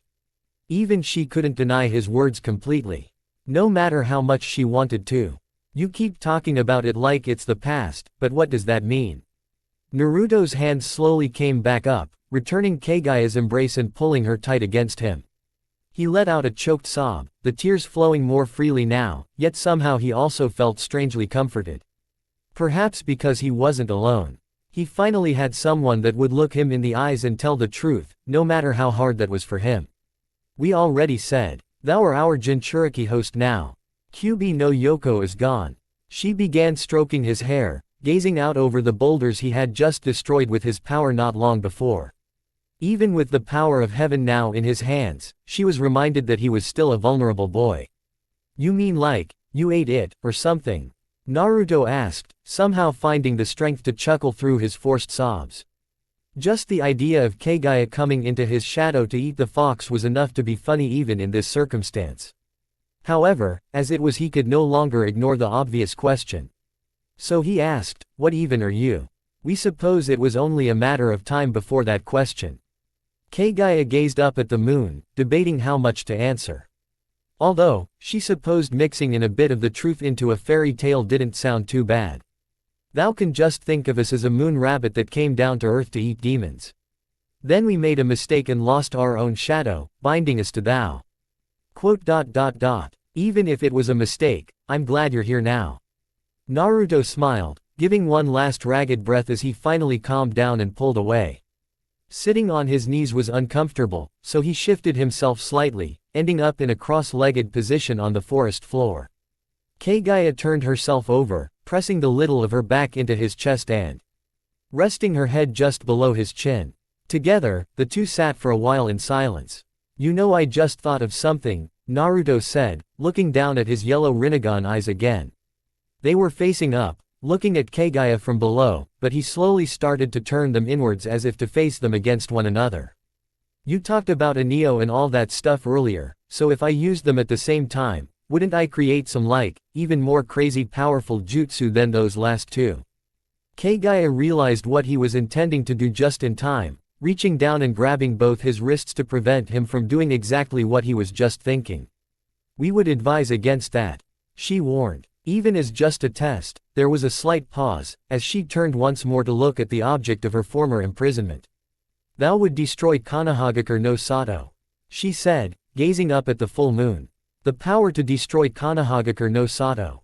That was what Kaguya had said, but Naruto could hardly bring himself to believe it. After all, there was no way he was suddenly that powerful. Certainly, what he had been able to do pushing and pulling large boulders was already pretty amazing, but not nearly on the same level as being able to wipe out a village. The worst part though, was that he considered testing it out anyways. What had the village ever done for him? Nothing except cause him pain and anguish. Even then, he had never actually believed that he wanted to destroy it. Yet for that brief moment after learning he probably could, the temptation had been there. It was gone almost as fast as it had come. However, the fact that he had even for a split second considered it, that terrified Naruto. So much so that it had kept him awake nearly all night. Just when he had finally started nodding off to sleep and his alarm clock had gone off, having been set to wake him up in time to make it to the academy. He considered skipping school for today. What was even the point? It's not like they were going to be able to teach him to control his new powers. Kaguya had been pretty clear that he had to keep his Rinnegan eyes a secret for the time being as well. Apparently they were pretty famous eyes or something, although it seemed kind of like they came from a vague point in history, making them more of a legend than anything people truly believed in. So he didn't see the big deal in showing them off. Kaguya was the one saying it however, so he would respect her wishes for the time being. She was his first real friend, after all. So he wasn't about to run the risk of screwing that up so soon after finally getting her to come out of his shadow. That said, but he couldn't afford to skip classes either, least of all this close to finally graduating. So against all odds, he managed to drag himself from bed and haul himself off to the academy. This time Kaguya didn't come out from his shadow, preferring to hide inside it as she had always done up until last night. While Naruto would have liked her to come out, even he knew she couldn't just walk into class with him. So he went to school much like he always did, alone. Entering the classroom moments before the bell rang, Naruto let out a loud yawn. "Hey, Uzumaki," his homeroom teacher, a chunin known as Mizuki, warned him with a sneer. Whether it was about his near tardiness or clear lack of sleep, Naruto didn't care and promptly ignored him, taking the stairs up to the back of the class where he planned to resume his nap. "What's with the new get-up, Naruto? Some fatty die and you take this clothes?" One of the students called, noticing the new white shorts several sizes too big. A chorus of guffaws and laughter rang out from the class, several others conspicuously pointing at him as he walked by. "Shut your stupid mouth, Kiba," Naruto growled, not even turning to look at the one who made the snide remark. One of the biggest bullies in his class and the apparent heir to the Inuzuka clan as the eldest son, Inuzuka Kiba, was an arrogant loudmouth with the fighting prowess to back it up. His beast-like movements made him number 2 in terms of their class spars, only one other able to best him. Naruto, for the record, was the dead last, meaning he had never won a single round against anyone to date. With only about a month left now too. So yeah, he really wanted to unleash the power of his Rinnegan eyes. If only to see the look on Kiba's face as he was sent flying. Finally reaching the back of the classroom, Naruto plopped down at his unusual spot between the two people he could say he got along with best in the class. Of course, to get along with was mostly a relative term in this regard. Neither of them were someone he could call a friend. For that matter, they never even really talked at all. Which was the way he preferred it. Nara Shikamaru was to his left, already dozing away just as Naruto planned to do. Possibly the closest thing Naruto had to a friend. Shikamaru never made fun of Naruto, but mostly because he was just too lazy to be bothered. Knowing him, he would say it was a pain to get involved. So while he never stuck up for him, he never joined in on the others' teasing either. Haruno Sakura was to his right and was the complete opposite of Shikamaru. Her nose was already buried in some textbook, preparing for today's lesson. If Naruto was the most hated boy in class, then she was the most hated among the girls. Unlike him, she was also the top student in the whole school academically speaking, which was the main source of the scorn she received from all the others. As a fellow victim of bullying, she left Naruto alone, provided he didn't try talking to her. The moment he did, and it was likely a swift uppercut to the jaw. Together, the three of them would collectively be known as the unsociables among the rest of the students.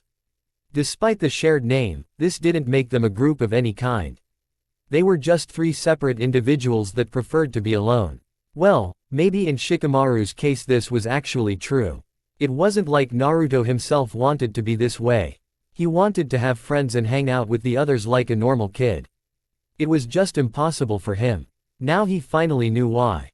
Kaguya had told him about how he used to be the Kyuubi Jinchuriki and how most of the adults mistakenly believed this meant he was the demon fox incarnate.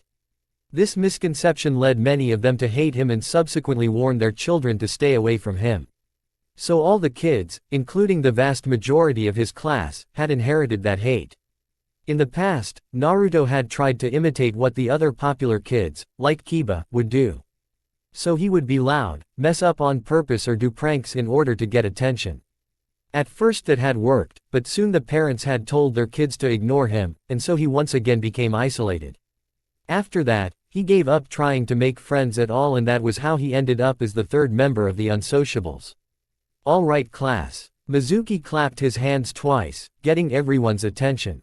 Now that all of us are here, he gave Naruto a dirty look as he emphasized who specifically they had been waiting for. Naruto rolled his eyes and put his head down, not caring to bother with someone else that apparently only saw him as some demon fox. Let's go over what we'll be doing today. I told you all last Friday before we broke for the weekend, but does anyone remember that can tell me what that was? Sakura closed her textbook, leaning forward on her desk to give her full attention forward. It used to be she would sit in the front of the classroom. Back when she had friends. After she had foolishly declared a crush on the top overall student in the class, however, she lost any mutual friends she once had and instead made only rivals. From then on, sitting in the front was a nightmare, leaving her back vulnerable to all kinds of pranks. Which is how she ended up back here, stuck with the two who were already entering the land of dreams. No one in front put their arm up to answer Mizuki's question, so seeing no other choice she decided to raise her own hand. Yes, Sakura. He called on her. As Sakura stood to answer, several snickers from the other girls around the class reached her ears. She didn't pay them any attention, lifting her chin high as she proudly recited the information no one else seemed to know, or at the very least didn't care enough to say. Today we will be discussing the history of the Hokage. Starting from the Shodai, who helped found the village, up to the current. She said, projecting her voice with as much confidence as she could muster. Having given her answer, she brushed back several strands of her long pink hair as she retook her seat. Very good. Mizuki nodded, turning to write the word Hokage up on the board. Most of you will be graduating next month, provided you pass the final exams. Once you do, you'll be official genin. That means real shinobi of Konohagakure no Sato. He pointed at the Hittite with the curved leaf symbol carved into it on his forehead. When you put this on, your life is no longer just your own. It is the express property of the Hokage. You will give your life for him, and for the village. Does everyone understand that? Sir, yes sir. A chorus of cries from nearly every single student called out in unison. Sakura's voice, of course, joined in with them. The only two who didn't were the two idiots next to her fast asleep. Excellent. Mizuki grinned in satisfaction, not even paying attention to Naruto or Shikamaru. He had long given up on either of them, it would seem. Now then, he continued. It was the plan today to jump right into the books, but instead we will begin by introducing a special visitor, one who has taken time out of his incredibly busy schedule to come and speak with you all about his responsibilities. Before he even finished his announcement, there was a sudden buzz of excitement from the gathered students. That's right. Mizuki confirmed their suspicions. Here to talk to you all today is the Godime Hokage himself, Shimura Danzo-sama. The door to the classroom slid open and the Hokage walked in. He was an elderly man, using a walking cane to supposedly support his balance. Yet despite that he walked straight and tall. Over the ceremonial Hokage Haori he had a special sling of some kind to hold his right arm. His right eye too was covered in bandages that concealed half of his face and his spiky black hair. The other most noticeable feature was the X-shaped scar on his chin, his overall appearance telling a story rife with combat. Thank you for the introduction, Mizuki-sensei. Danzo smiled at the Chunin who stood now at attention before him. Why don't you take a seat while I take it from here? His one eye began to scan the class, pausing as it fell on the two sleeping in the back. Sakura felt a cold sweat break out, the power of his glare strong enough that she felt it despite not even being the target. Yet even in spite of this, neither Naruto or Shikamaru seemed to notice it at all. Either they were really that tired or just that stupidly brave. She suspected a bit of both. Mizuki must have noticed too, because even though he hadn't cared about it earlier, he was taking measures now. Hey, wake up you bastards. He reached into a pouch strapped to his hip, pulling out two shuriken that he threw in their direction. Sakura bit her lower lip in an effort to stifle the startled cry she let out. The shuriken hadn't been meant to hit them, just grazing the top of their hair and sending short strands falling. It had the desired effect, both boys picking their heads up, eyes blinking groggily as they attempted to figure out what was going on. In Naruto's case, he already had a string of drool sticking to his chin, that was how deep an instant his sleep had been. Ah, shit. Shikamaru seemed to realize their predicament first, sitting up straight for all of a second before slouching slightly back in his chair. It wasn't much, but it was probably the most respect he was going to be able to muster in the face of the Hokage. Naruto took a couple seconds longer, looking at the Hokage as if trying to place his face. Even he wasn't ignorant enough to not know who the Hokage was. Or so Sakura thought. "Hey there, how's it going?" Naruto asked, voice completely devoid of respect of any kind. For a moment it looked like he was about to put his head back down, not even waiting for an answer. Naruto. Mizuki wasn't going to have it, reaching for a second shuriken. Although this time with the intention of aiming it slightly more lethal than before. He only seemed to catch himself at the last second, taking a deep breath as he collected his nerves and slipped the partially drawn prosthetical back into its pouch. "Since you seem to be on such good terms with Hokage-sama, why don't you do us the honors and give a brief history?" Of course, what he was asking was impossible. He knew it and every single student here knew it. Naruto had the worst test grades of every single student in the class. History was also famously his worst subject, to the point it was actually a miracle if he scored any points at all on the tests. No, Mizuki's only aim here could be to embarrass Naruto further in front of the Hokage. Sakura didn't understand why, but Naruto's unpopularity extended far beyond the limits of the classroom and went even to the staff and teachers. She would have assumed it was just because he was a problem child, but even this was too much for that. "Why me?" Shikamaru was sleeping too. Naruto jumped to his feet, slamming his now gloved hands on the desk in front of him. "Hey, don't get me involved, damn you." Shikamaru, in contrast to Naruto's loud yell, only spoke to him in a hushed whisper, just loud enough for the three of them. "Do you know the answer or not, Naruto? You're wasting Hokage-sama's time." Mizuki ignored his attempt at a redirect, pushing him to give out some kind of information. No, he was waiting for him to just say he had no idea.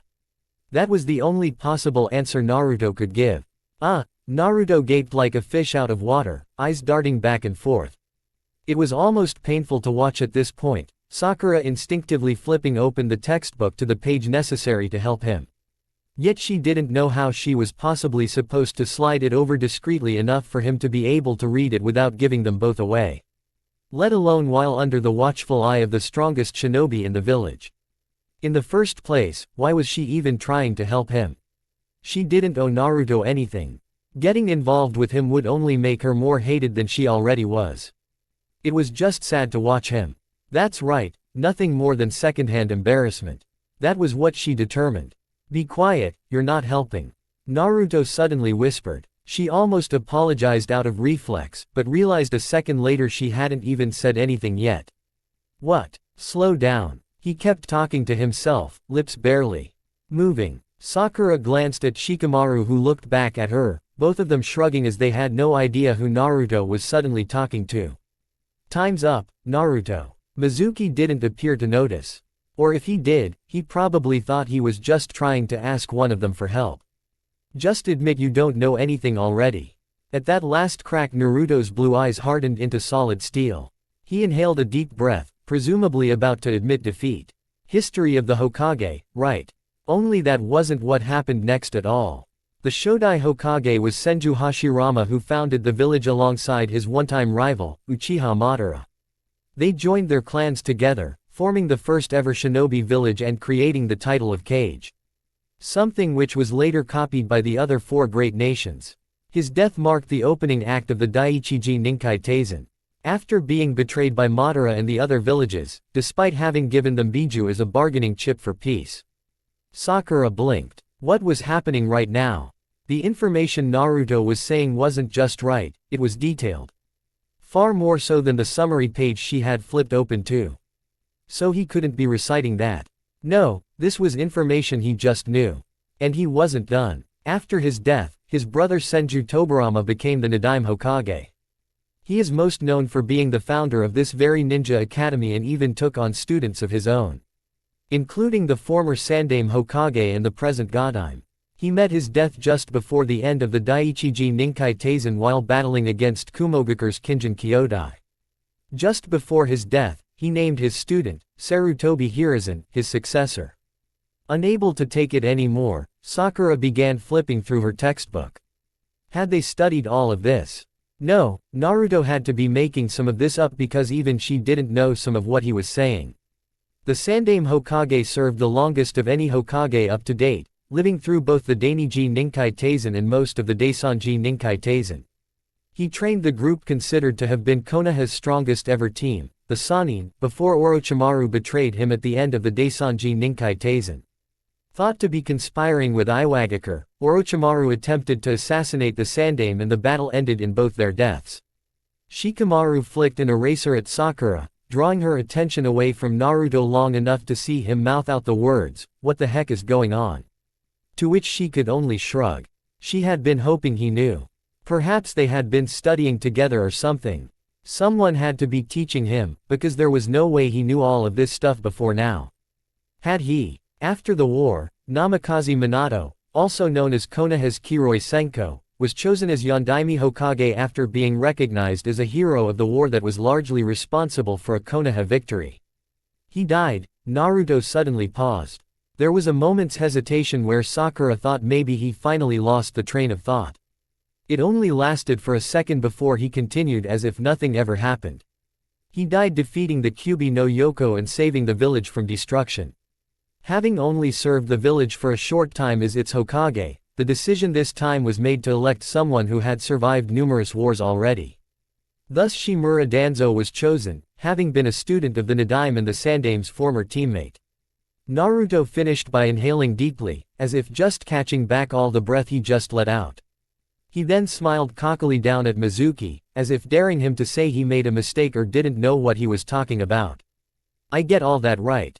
Complete silence followed right after. No one said anything. That wasn't quite right. No one could say anything. Least of all Mizuki, who just continued to stare at Naruto, eyes bulging so far out of his head it looked like they might fall from his sockets. He wasn't alone in his surprise, every single student looking at Naruto with varying levels of wonder. He seemed to bask in their stares, placing his hands on his hips as he continued to smile triumphantly. The silence was finally ended by a slow, rhythmic clap. The noise drew everyone's attention from Naruto, looking once more to the Hokage. He had placed his cane against a nearby desk and slipped his right hand slightly from his sling. Not much, just enough to be able to clap into his hand with the left. "Magnificent," he said, continuing to clap as he spoke. "You must be very proud, Mizuki." He nodded to their teacher, who still didn't seem to have any sense for what had just happened. Under normal circumstances someone would think this wasn't Naruto, but some imposter that had just transformed themselves to look like him. Except it was surely impossible that the Hokage of all people wouldn't notice such a deception. Mizuki floundered lamely for words, unable to find any. "I hope you all will take after Naruto's example." The Godime already seemed to be ignoring him, speaking directly to the rest of the class. "Our history is of the utmost importance. If we do not learn from it, we are doomed to make the same mistakes over and over again. This is why I have managed to maintain the longest period of peace of any Hokage before me. I looked at their failures and resolved myself not to fall into the same trappings." With that said, the Hokage picked up his cane and nodded to them all once more. "Now if you will excuse me. I believe Mizuki-sensei already told you but I am quite busy. Nevertheless, we shall meet again once you all become genin and I assign you to your first missions as shinobi of Konohagakure. Until then, continue your diligence. You will all make valuable assets to our military might." After that, he turned and left. Yet the arrival and subsequent departure of the Hokage was not on a single person's mind. In fact, with him gone they were able to once again turn their attention back to Naruto. Only to find he had once again put his head down on the desk. Peaceful snores signaled he was not faking it, but had once again genuinely fallen back asleep. Sakura considered for a moment slapping him back awake. Demand he tell her immediately how he knew all of that. Being the smartest one in the class, that had been her thing. Had he been bluffing this whole time? Lying to them about his intelligence? Or was there something else going on? Sakura had given up everything else. Her friends. The boys she once had a crush on. She threw away all those things and had carved out a single identity for herself. There was no test she couldn't ace and no question the teacher asked that she couldn't answer. Until now that is. She thought maybe Shikamaru would agree with her. As the third member of the unsociables, he had to be somewhat curious himself, surely. Only she was disappointed to find he appeared to not care at all. In fact, he seemed more envious of the sudden manner in which Naruto had once again reclaimed sleep. For he too put his head back on the desk, having already put what had just happened behind him. Right, well, class. Let's open our textbooks. Not just Shikamaru, but Mizuki appeared to have given up on figuring it out. Although in his case it seemed more like he was just trying to pretend it hadn't happened. Of course, it was just some kind of fluke, or a group hallucination. If they pretended it never happened, it would be like it really hadn't. As if everyone at once decided to start thinking the same thing, the rest of the class also returned to their forward-facing positions, opening the textbooks as instructed. It was communal denial. What had just happened was so outside the realm of possibility that they all just agreed that it didn't happen. Everyone except Sakura, who wasn't about to just let this go. If Naruto thought he could get away with having deceived them all this time, then he had another thing coming. All that information he just sprouted. She had already memorized it.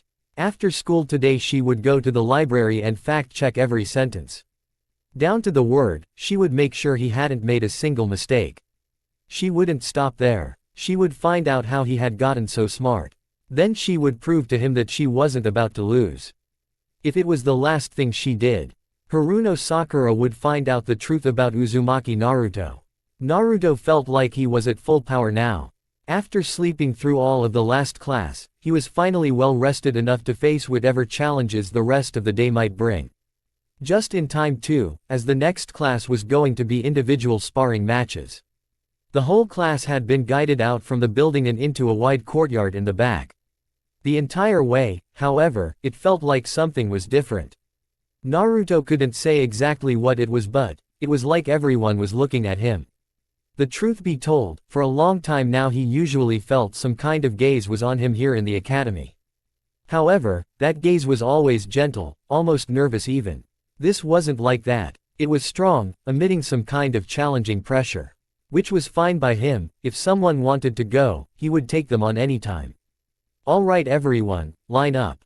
Mizuki commanded, the class doing as he said and falling into place at the edge of the courtyard. Naruto, Sakura, and Shikamaru ended up at the far end, the three of them slightly separated from the rest of the class by a small gap in the line. As with most things concerning those three, but Mizuki didn't pay it much mind. He held up a clipboard, the list of matches for the day already decided and written on it. Haruno Sakura and Hyuga Hinata, come forward. He read aloud the first match. Sakura clicked her teeth, stalking forward with hard steps and her pink hair waving violently behind her. Naruto didn't know what happened while he was asleep, but something had put her in a bad mood it would seem. Not that they talked much anyways, but he was going to be extra careful around her the rest of the day he decided. As the other girl came forward from further down the line, Naruto was suddenly reminded about why he felt Kaguya's eyes were so familiar to him. Oh yeah, Hinata has the Byakugan, huh? He asked aloud, not speaking to anyone in particular. In general, he actually forgot about Hinata's existence whenever she wasn't in line of sight. He didn't feel like anyone could blame him as the girl literally had no presence. Despite the fact that she was actually kind of like himself, Shikamaru and Sakura. In that she was another one that didn't seem to have any friends in class, that is. However, unlike the unsociables, it was more because of her status as the heiress to Konoha's strongest clan, the Hyuga. So even if the end result was the same, the conditions were different. Which is why she wasn't categorized as one of them. Naruto supposed he didn't hate Hinata, even if she was kind of dark, gloomy, and weird. She was another one that never really bullied him, but instead actually seemed terrified by his presence. Although now he kind of had an idea for why that might be. So getting along with her was out of the question. Huh. Despite having not been talking to anyone earlier, Shikamaru responded to his rhetorical question. Of course she has the Byakugan. She's been in our class for years now, you should know that. Seriously, are you smart now or are you still stupid? Make up your mind, it's annoying. The hell, you wanna fight? Naruto asked, narrowing his eyes as he glared at Shikamaru. In the first place, Naruto didn't understand what he was mad about, but that was the most he had ever heard him speak in a single breath before now. Just forget it. There was the Shikamaru he usually knew. Although Naruto still didn't get it, he was kind of relieved to see he was still the same as always. With whatever it seemed like temporarily resolved, he turned his attention forward and back to the two girls standing on the field. Ready? Mizuki asked as the girls took their places only several meters apart while facing one another. Without words they both nodded, lifting their hands and holding two fingers in front of them as a sign of the seal of confrontation. Shinobi Kumite, start. The two girls were off like a flash, their forearms collided as they closed the distance between one another. As their match began, Naruto felt a tiny hand pulling at the bottom of his pant leg for attention. Thou shalt listen to us without speaking. Kaguya spoke from within his shadow for only him to hear. We desire information from the young man to thy right. He is from the Nara clan if we recall. Naruto opened his mouth to respond, catching himself at only the last second and nodding instead. No one else appeared to be paying attention to him right now, their eyes all glued to the match. He also didn't feel any of those gazes from earlier. Not the timid one or the challenging stare either. We have heard rumors about the Nara clan and their ability to manipulate shadows. Kaguya started to explain, but even with just that, Naruto had a pretty good idea where this was going. If thou could get him to explain their technique, or even just demonstrate it, we would be in thy favor. So it came to that after all. He shrugged, hoping that was somehow enough to convey his intention. Kaguya didn't know Shikamaru like Naruto did, but there was almost no way he was going to tell just him about his clan's secrets. Asking him to perform the jutsu was even more impossible. Not because he would be afraid of Naruto somehow stealing the jutsu. They both knew that was impossible, after all. It was just that it would be too troublesome and Shikamaru wasn't about to do anything that required effort. So he had no idea how she wanted him to get Shikamaru's cooperation. Do not fret. Kaguya seemed to already have something in mind for that too.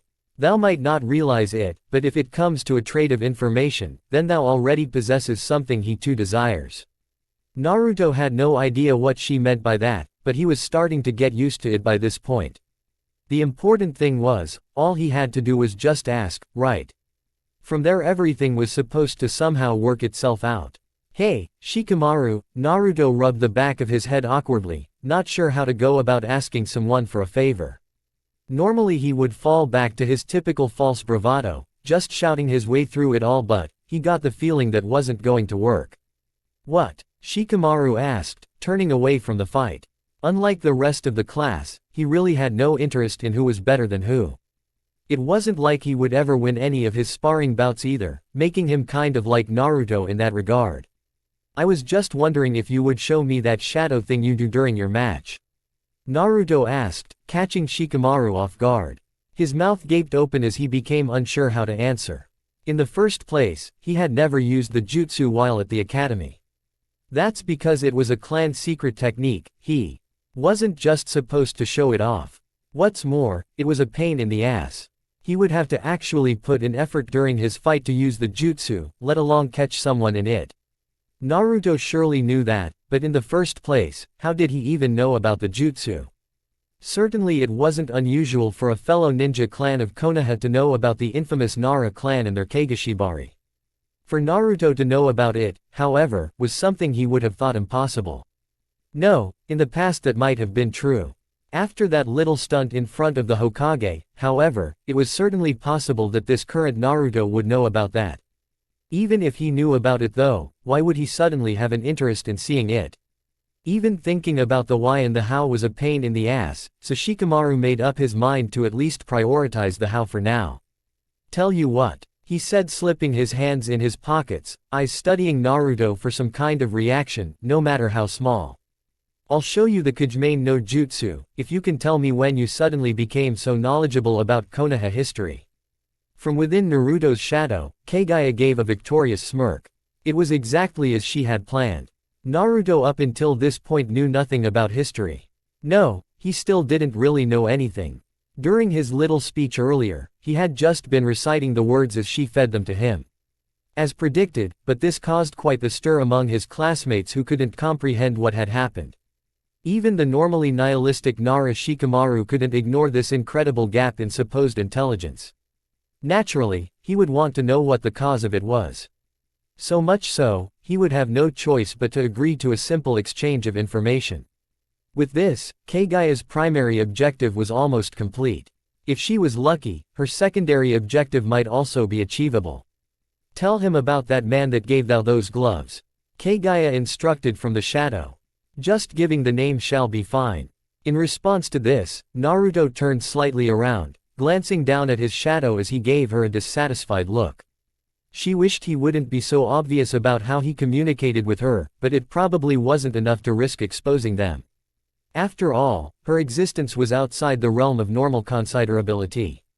Have you ever heard of some guy called Kakashi? Naruto asked, turning away from his shadow and back to Shikamaru. As Kaguya had hoped, a small light of recognition dawned in the Nara boy's eyes. Oi, you can't possibly mean that Hitaki Kakashi. Shikamaru responded to Naruto's question with one of his own, eyes darting to the gloves too big for Naruto's hands. As in, the famous copy ninja that stole over 1,000 jutsu. My dad talks about the guy like he's a modern legend. Is that what's going on? He's been the one teaching you all this stuff. With that, Kaguya's second objective was complete. Shikamaru didn't even know it, but he just gave her the information she needed. Instead of a proper give and take, she had Naruto tell a simple lie and Shikamaru incorrectly filled in the blanks all by himself. In doing so, he inadvertently told Kaguya about the identity of the mysterious man that had helped them out the night before. Kaguya's knowledge was vast, but it wasn't all-encompassing. In particular, her shadow had spent the large majority of its time manipulating the reincarnations of Indra and Asura. So while she had a vast knowledge of the Senju and Uchiha clans, along with much of what they influenced, she lacked much of any real information outside of that. In particular, the less important individuals of more modern history were especially difficult for her to get information on.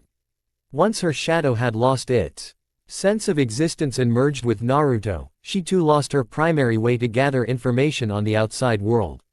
The only path left for her was to pay attention in Naruto's place as he usually slept through history classes. Even that didn't give her much. For example, she learned of the Nara clan and their abilities through this method, but it lacked any of the real details she needed to make use of it. Now that might finally change as she had a way to ask a member of the Nara clan directly. This kid was going to be surprisingly beneficial for her. Giving both information about his own clan and the individual known as Hitaki Kakashi, all the while thinking he had discovered some great mystery himself. This was why she liked the smart ones, as they were the easiest to deceive. Winner, Hyuga Hinata. Mizuki called out, signaling the end of the match and turning all their attention back to the two girls that had just been fighting. Like with Naruto, Sakura rarely won any of her sparring matches. She may have been the best in academics, but she was near the bottom when it came to actual physical ability. Of course, it was only natural she would lose against someone with the same Byakugan eyes that Kaguya herself had. Although if she was being honest, she was disappointed if this was all the current heiress to the Hyuga clan was capable of. Even against a weaker opponent like Sakura, she had struggled to bring the match to a swift and easy conclusion. Instead, she gasped for breath as she reached over to her downed opponent, offering the seal of reconciliation. Sakura accepted it, the two wrapping their index and middle fingers around one another and drawing the match to an official close. As the two began to step off the courtyard, Mizuki looked down once more at his clipboard. The next match is Nara Shikamaru and Uchiha Sasuke. He looked back purposefully at the former. Double time it, Nara. I don't want to wait all day for you. We got other matches to get through. You better uphold your end now. Naruto said at the same time, glancing at Shikamaru as he started to stalk forward. Yeah. He grumbled tiredly, although it was unsure which one of them he was actually responding to. Kaguya had no worry he would protect his promise, however. Honor was still an important trait, even in the modern era. For most anyways, although the same might not be able to be said about the Uchiha clan. Uchiha Sasuke was the last surviving member of the clan in the village. The clan of Madara, who helped create Konohagakure, was reduced to just him after his brother slaughtered all the rest of them. Ironically, it would have been the same night that Kaguya's imperfect resurrection had been completed. Yet the coincidences didn't end there. No, Kaguya suspected something on this scale couldn't be contributed to mere coincidence. The same night that Indra's most recent reincarnation lost everything, Asura's reincarnation became Kaguya's vessel. It was as if something much larger was at work, manipulating those two beyond even the shadows. Kaguya didn't like it. As Uchiha Sasuke, Indra's reincarnation, took the field opposite Nara Shikamaru, she studied him with her Byakugan. Even now she could clearly see that ugly chakra clinging to him. As Uchiha Sasuke's hate grew, desire for the revenge of his clan pushed him further and further into that dark chakra, making them practically one and the same. As he would only become more of a danger to her existence. Sooner rather than later, she would also have to deal with him. For now, however, she was far more interested in studying the shadow manipulation techniques of the Nara clan. Perhaps in that, she could find some kind of hint towards her freedom. If not, at the very least a way to make things easier for herself and Naruto. Although she was starting to wonder if Shikamaru was really going to even try. What a pain, Shikamaru groaned, looking up at the clouds. Why did it have to be Sasuke of everyone that he had to fight? The top fighter, even above Kiba and his animalistic fighting style, Sasuke had never once lost in a fight. Ordinarily that wasn't a big deal. Since Shikamaru would just let the match end in the first couple moves. It wasn't like he even had to try as he wasn't expected to win anyways. Except now he had to show his jutsu to Naruto, damn it. Why did he agree to this in the first place? The information hadn't even been worth it. The truth was far more boring than what he or anyone else had been imagining. When you eliminate the impossible, whatever remains, however improbable, must be the truth. So while it certainly seemed crazy that the famous Hatake Kakashi had started mentoring Naruto, it was far more believable than anything else that could possibly explain it. If anything, it was more incredible Naruto had managed to cram all that information in his head in such a short period of time. Shikamaru felt stupid for having been surprised by it now. What's more that he had to keep his word because of that blunder. Ready? Mizuki asked of them. Sasuke had already held his fingers up in the seal of confrontation, eyes bearing into Shikamaru with the intent to kill. It would have been unnerving, but Shikamaru could tell it wasn't really him that he was looking at. Sasuke was seeing some ghost of his past. That was what he really wanted to kill. Not seeing much choice, Shikamaru also held his fingers up, indicating he was ready to begin at any moment. Shinobi Kumite, start. The match began with Sasuke taking off at Shikamaru in a dead sprint. It wasn't ideal for Shikamaru, but he had at least predicted it would start off this way. Sasuke always won because he was brutal and effective, looking to settle every match in as few moves as possible. Shikamaru was also known for having his matches settled quickly, but in reverse. For him, it was how many moves did he have to put forward before he could convincingly throw the fight. Everyone knew this. So it was that common knowledge he was going to take advantage of. He had already molded the necessary chakra, all he needed to do was drop into stance and form the hand signs. He had only 2 seconds to do this before Sasuke reached him. It wasn't a lot by any means, but it was enough. Sasuke stopped short of Shikamaru, fist centimeters from having drilled into his face. You bastard, he hadn't stopped short of his own will, of course. It would be more accurate to say he had been forced to stop. The moment he had entered the range of Shikamaru's shadow. Kujumain no Jutsu, complete. Shikamaru grinned, rising from the crouch he had dropped into while casting the jutsu. Exactly as he planned, but Sasuke hadn't even been worried about dodging it. Even if he knew what he was running into it, he wouldn't have tried, because it was obviously a bluff, or so he believed. After all, Shikamaru wasn't about to try in a fight. It was that belief that allowed him to be caught. What are you playing at? Sasuke sneered, the venomous look in his eyes growing deeper and more resentful with every passing second. Shikamaru just ignored him with a click of the teeth, turning to face the line of other students. Not without struggle, because as he did, Sasuke was involuntarily forced into doing the same along with him, mimicking each and every one of Shikamaru's movements.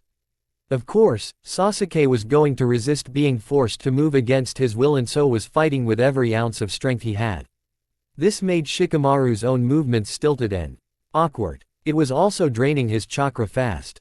He had probably another minute before he would be forced into canceling it. "Hey, Naruto. This is enough, right?" Shikamaru called, he and Sasuke raising a hand over their head and waving in the blonde's direction. Once again, every single eye of the class was turned to look at him. Naruto didn't seem to mind though, ignoring them all as he answered Shikamaru with a huge grin and a thumbs up. "What are you doing, Shikamaru, you jerk?" one of the girls yelled out. It was immediately followed by a chorus of agreements and booing from the majority of the other women in the class. To them, seeing their beloved Sasuke humiliated like this was too much, mistaking Shikamaru and Naruto's interaction for some planned prank on the most popular boy among the girls. "I knew this was going to be a pain." Shikamaru sighed as he undid the jutsu. His shadow hadn't even completely retreated back to its normal form yet before Sasuke was on him. "Oi!" Shikamaru shouted too late, his cheek smashed into the dirt. Sasuke pressed his foot down on Shikamaru's back, holding both his wrists behind him in either hand.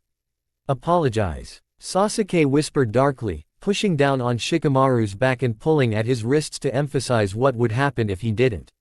"I won't ask twice." The terrible look in his eye told Shikamaru he was serious too. All that hatred that had been aimed somewhere else before was coming to bear, right down on him. "Hee, my bad. Sorry." Shikamaru couldn't bring himself to sound sincere anyways, finding the angrier Sasuke became, the more nihilistic about it he actually felt. "Also, I'd like to give up now if that's alright." He glanced over at their teacher who had frozen in place, staring at the two of them with no idea what to do.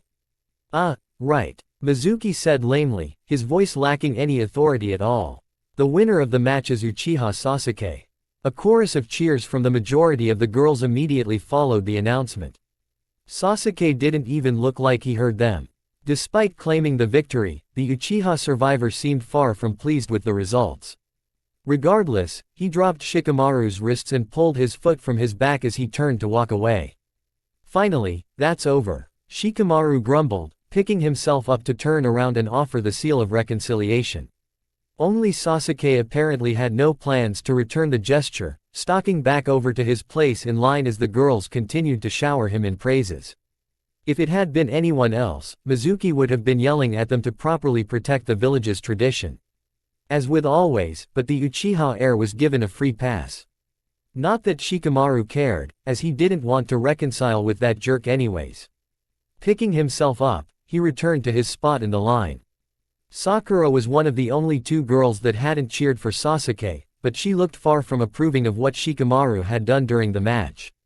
Not that he cared what some goody two-shoes thought about him, far more interested in what Naruto had to say as he took his place between the two. "Well?" he asked the blonde, who nodded at him in gratitude. "Yep, it seems like that was enough. Thanks." Naruto giggled, holding both hands behind his head. But Shikamaru wasn't nearly as happy about the results as Naruto seemed to be. What the heck did he mean by that? He was the one who asked, damn it. So why was he answering like it was none of his concern? Shikamaru wanted to ask, but he had gotten far too involved already and look where that got him. From here on it was just in his best interest to drop it, he decided. Uzumaki Naruto and Inuzuka Kiba. There was no more time to talk anyways, Naruto's turn having come. Of course, it didn't seem to be a coincidence that all three of the unsociables were called to fight first and against the top combatants in the class no less. Naruto didn't care about such things, of course. All there was to do was what he always did, give it his all and hope for the best. It didn't matter who his opponent was. In fact, for him the stronger the better. That way when he finally came out on top he would be able to show them all. It was their mistake to underestimate him. We do not desire to remind thou, but do not use thy Rinnegan. No matter what, Kaguya called out to him from within his moving shadow. I got it already. Naruto mumbled under his breath, having gotten far enough away from everyone to be able to talk back at least a little. He stopped in the middle of the courtyard just as Inuzuka Kiba stopped opposite of him. His opponent gave a feral grin, no doubt predicting an easy match. You're not going to be able to fake your way out of this one, loser. Kiba said, raising a hand to form the seal of confrontation. Although his words were already confrontational enough. I don't know what kind of trick you used to sound so smart during history, but don't get cocky. I'll remind you of your place in just a second. Bring it on, Naruto retorted, returning the seal of confrontation. Mizuki raised his hand to start the fight. Just before he could do that, Kaguya once again spoke, listen to us. Relax thy muscles and no matter what happens, do not move.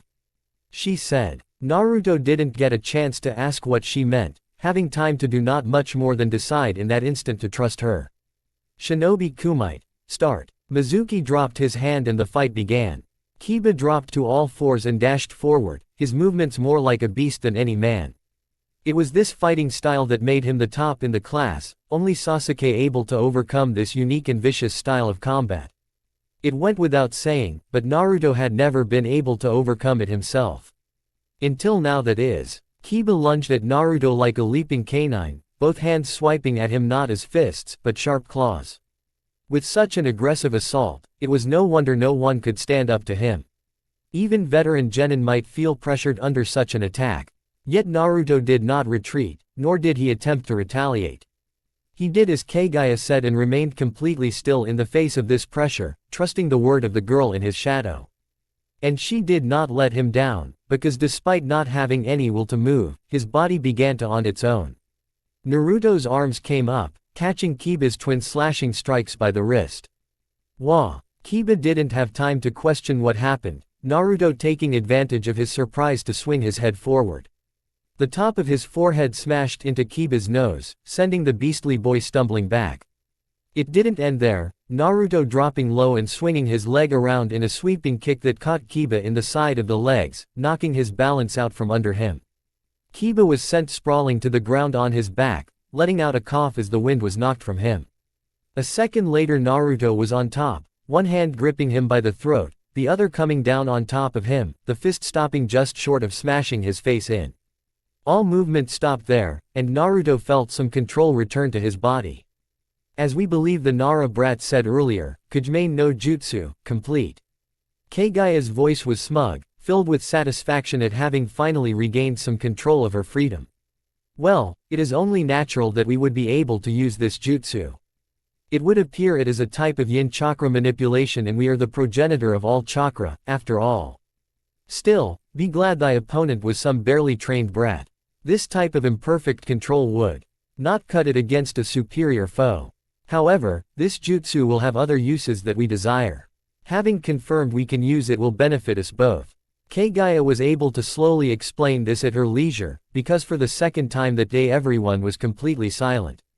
Once again caught off guard by Naruto's unnatural display of talent. No one could say anything in the face of what happened, even Naruto himself was still surprised. The one thing he did understand was that Kaguya didn't appear capable of just taking control of his body whenever she wanted. In the first place, she had needed him to relax his muscles so she could manipulate him as freely as she just had. If he attempted to supersede control back from her, he would probably win that battle. It was the same way Shikamaru's movements had been dull earlier, Sasuke struggling against having his shadow moved against his will. In other words, control over his body was safely in his hands still. As the reality of that settled in, his lips parted in a victorious grin. He could feel Kiba's labored breathing between the fingers that held his throat. Blood oozed out of a broken nose and silent tears ran down his eyes, making him unable to even see the dominant position Naruto looked down at him from. He slowly looked up, taking in the shocked gazes of every student. He met their wide-eyed stares with a fierce glare of his own as if to tell them all that from now on things were different. He wasn't the dead last anymore. No longer was he just some worthless existence that they could all look down on. He had real power now. Even without using the Rinnegan, he could learn to fight like this. Kaguya could control his shadow if he let her, so she could teach him. This is good enough, ain't it Mizuki-sensei? Naruto asked, looking last at his teacher. The Chunin that was supposed to be the one helping him all this time. Everyone else had their families to help them, but before now the only one Naruto could rely on was Mizuki. Yet he had never been there for him when he needed it. He preferred to just watch him as he failed and laugh about it afterwards. Well, Naruto was the one laughing now. He finally had someone he could rely on. Someone that would help make him powerful, more powerful than everyone else in class. Even stronger than Sasuke. Naruto had finally found his path. Mizuki blinked at Naruto as if finally aware of what had just happened. His eyes trailed down, looking at Kiba who was still trapped and bleeding beneath Naruto's grip. Then they trailed back up to the smiling blonde. There wasn't just shock anymore, but fear. As if he just realized he had awoken the sleeping fox. With no other choice, he held out a hand and said the words Naruto had been waiting all these years to finally hear. Winner, Uzumaki Naruto. Thank you for listening. I do hope you guys enjoy. If you guys enjoyed this, what if you want a next part of this video, like, subscribe and comment down below and turn on the bell notifications, and also check out the other videos that I have created and enjoy. See you in the next video. Peace.